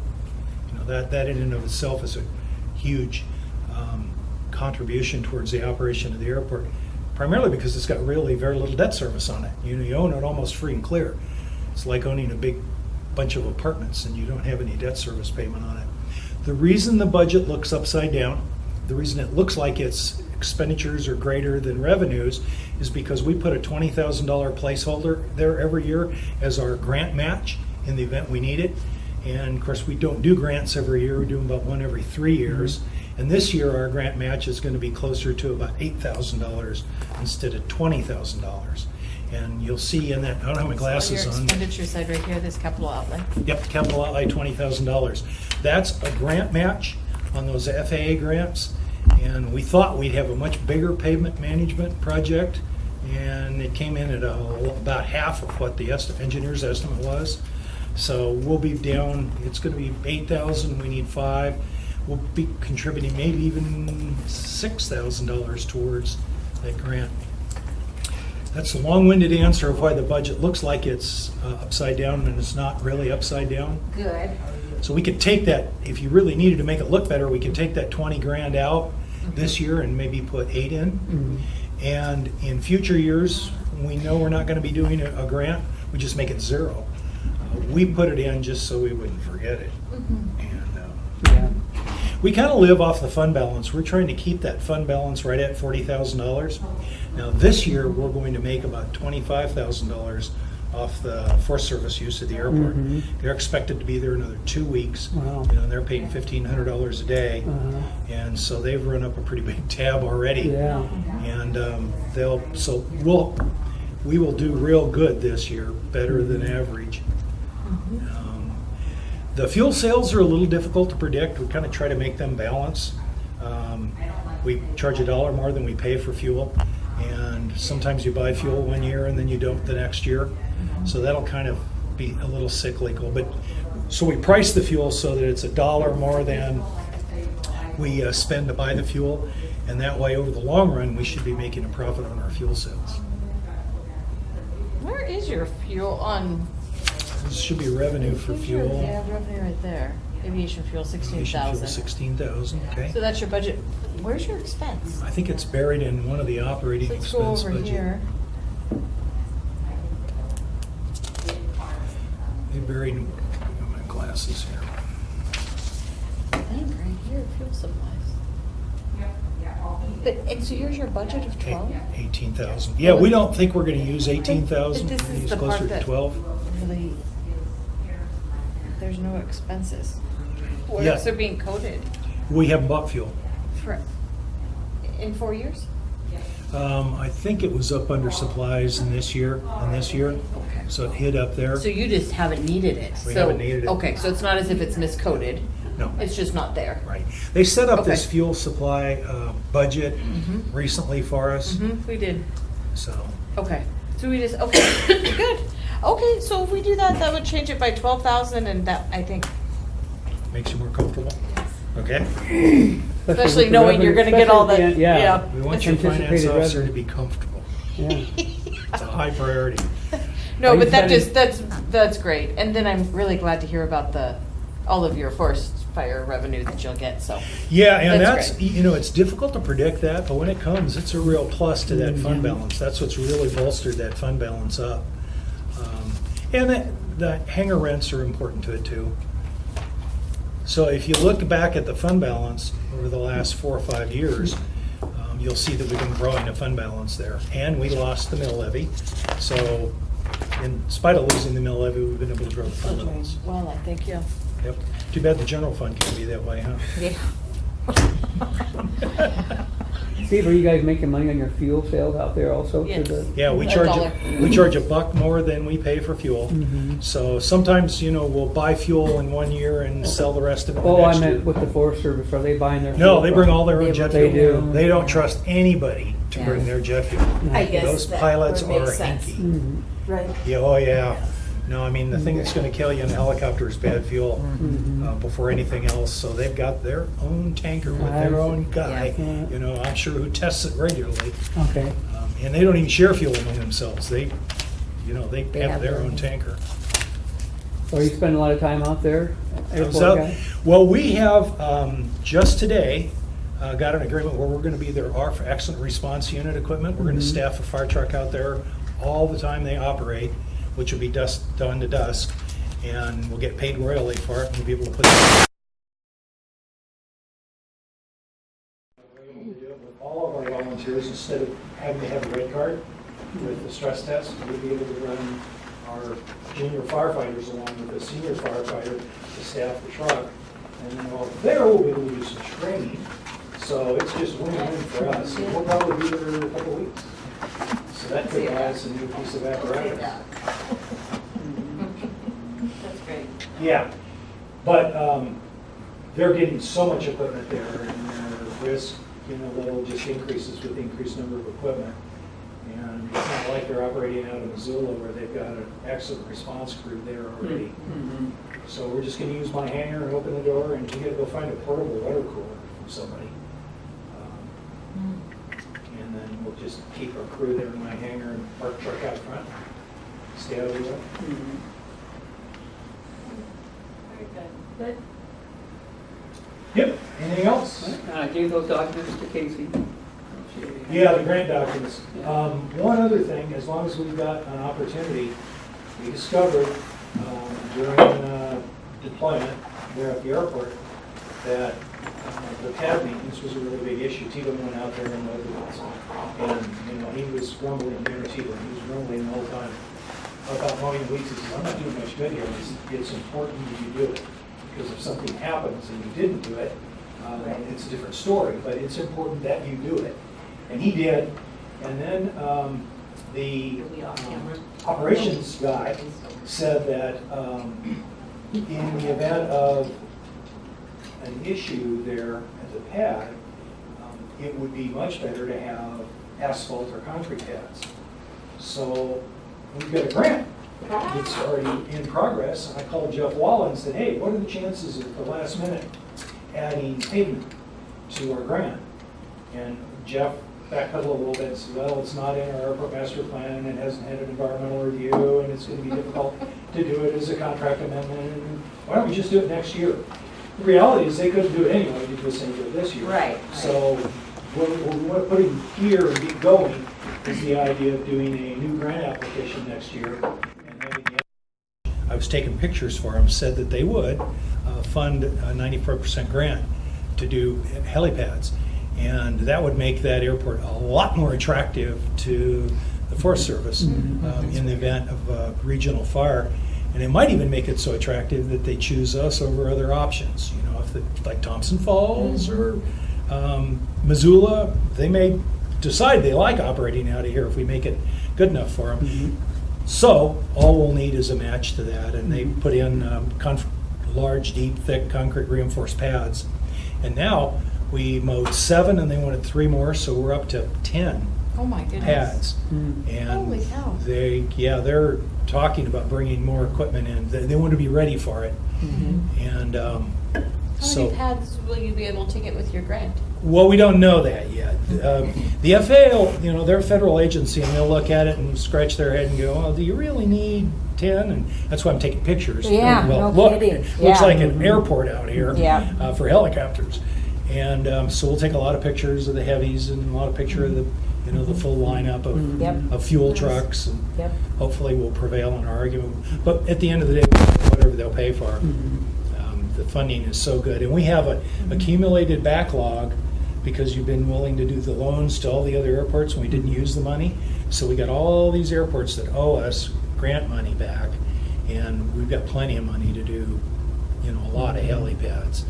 It'll just be the FAA going, yes, you can do 5, or yes, you can do 7, or yes, you can do as many as you want. Well, this is the year to take the pictures and. Boy, and how. Yeah, and I would like to take a few at night. I'm going to have to get Peggy with her camera because right there in the background you can see flames from the airport. So. Oh, Yeah. wow. It seems like there's more activity on this fire than there was when the one was out by West here Mullen? on Mullen West. Yeah. Well, did you get that many heavies in here, Red, for that fire? No. Yeah. No, there were a lot of lights, but they were dipping from the river. And now, and they weren't flying at altitude. Now they're having to fly to 5,000 feet, which is another, for a helicopter, every 1,000 feet's a big deal. They've got a little higher altitude they're operating out of, and they're dipping out of the lakes up there, which is an easier thing for a big helicopter to do, dip out of the lakes. Dipping out of the river is an exciting moment. You've got to remember where all the power lines are at. traffic pattern. Yeah. There's a lot that can go wrong dipping out of the river. Yeah, there's a lot of water access in Quartz Creek, and then there's a couple lakes that head up Quartz Creek and stuff. See, they can dip high and then take it down low. Whereas dip in the river, they're having Raise to up. dip Lift. low and climb it to get to the fire, so. But they might get a rafter in the bucket. I might get one of my fishing Yeah, guys. I was gonna say, one of your fishing guys.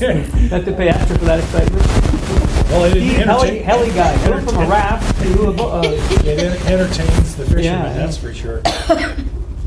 But, so anything else in the airport? No, Steve, thank you. That was great. Thank Okay. you so- Go to, well, we don't even need to look at revenue. Go to expenditures and go to page 6.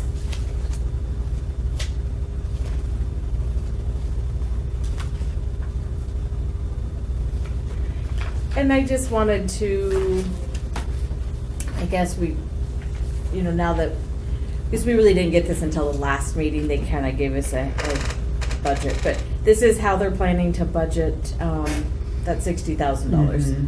So they're gonna do 10,000 for salaries, 39,000 for supplies, and 10,000 for the jail.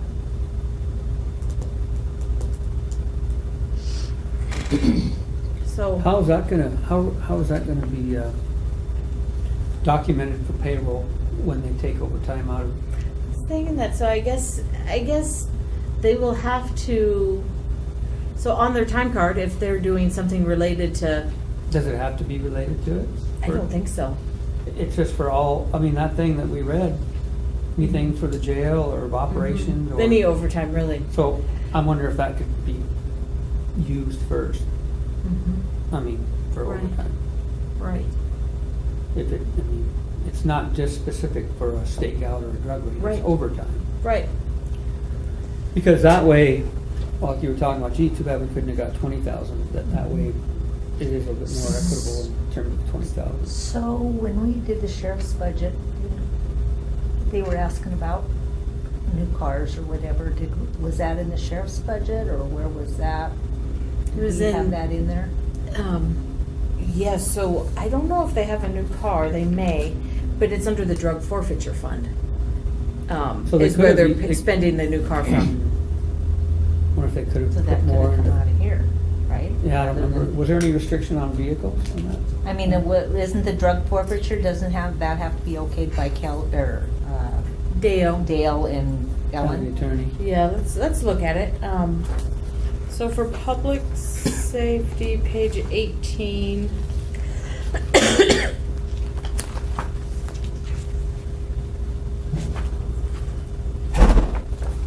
Oh, wrong one. I'm in revenue. Hold on.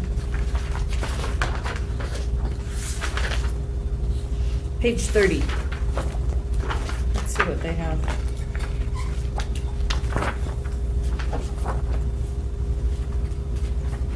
For capital outlay, they have 0 in public safety.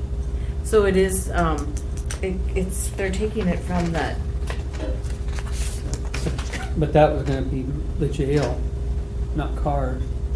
The 10,000 in this capital outlay was gonna be for jail. And that was, it is earmarked. So Yeah, I have, so if they have none in this, that means nothing for new cars this year, unless they get it from the drug forfeiture. which I think, let me just double check, I'm pretty sure that's where it's coming from.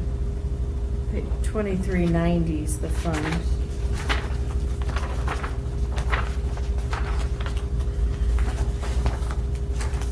Yeah, capital outlay, well, $5,000, but they were talking about that being a vehicle. Then we're getting those used highway patrol cars for about 5,000 from here. That's, okay. So my guess is they're probably thinking of doing one here and one out of the equitable sharing program. But the locks were estimated about 6,700. Yeah, you're right. So maybe just one vehicle then, because you're right, you're correct. Otherwise, they need to move it from supplies down to capital outlay. Right. So before that gets finalized, should we ask them if they want to take more from supplies and put it down there for a car? Because I mean, I don't know what kind of supplies they have in mind to buy, but it seems like a car. One car doesn't seem like enough, right? I mean, Not from what I hear about the miles and the breakdowns, the issues. Oh, no, Casey. Do we know Ronnie's, extension? She's over there at 35.55. If she's not there, she's at 35.70. Nice. Hi, Patty. Is Ronnie, back there yet? Oh, thanks.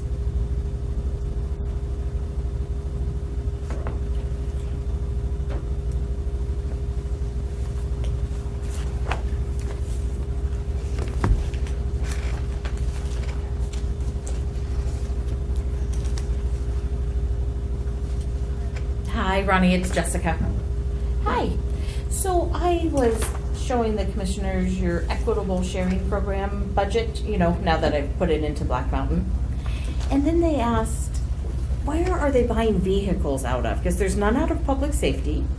I see I see a $5,000 budgeted capital outlay under drug forfeiture.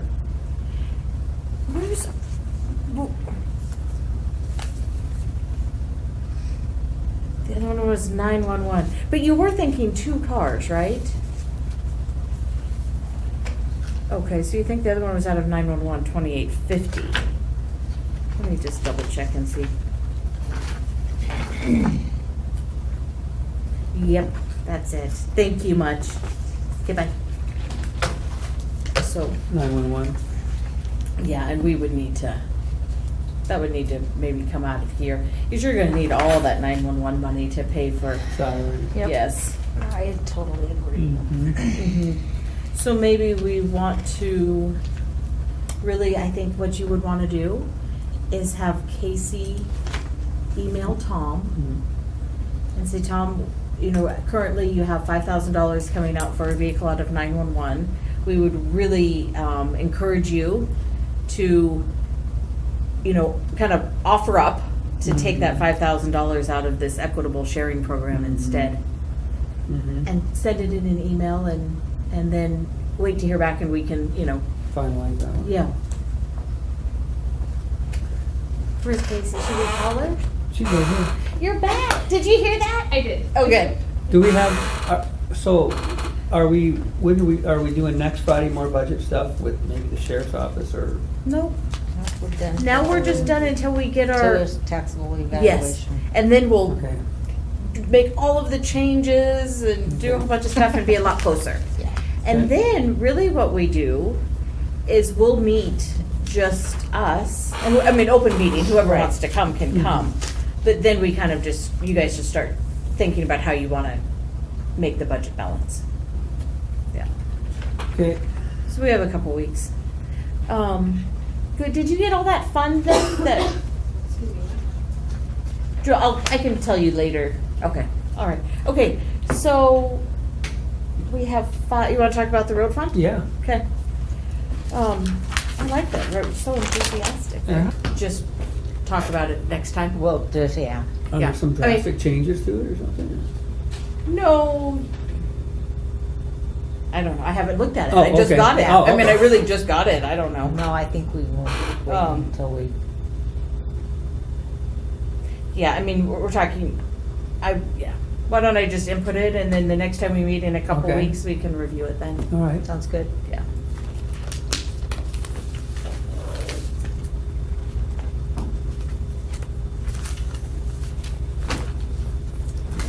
Then I think that's a wrap. Okay, so you're gonna try to do the mapping thing from the road fund under the Oh, commissioner when discretion? you stepped out, Okay, we did put 20,000, we got Tim to tell us $20,000 is what the amount he Okay. thinks. And we put that under a commissioner line item in the road fund. okay, Yes. okay. Anything else? I'm trying to think if I had. So the next time we meet, we'll have our taxable valuation, we'll have input all of the changes, that we know of at least, that we've made. So, we'll see.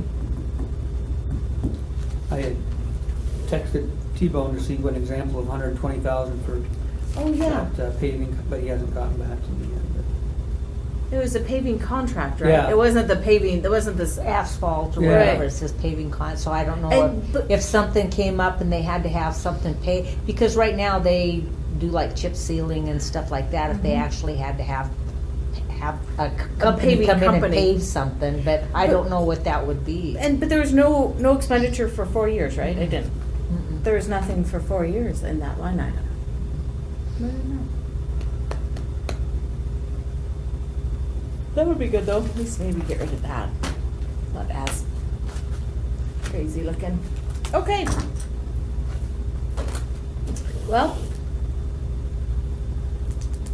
I think that's it then. Okay, well, thank Okay, you. Yep.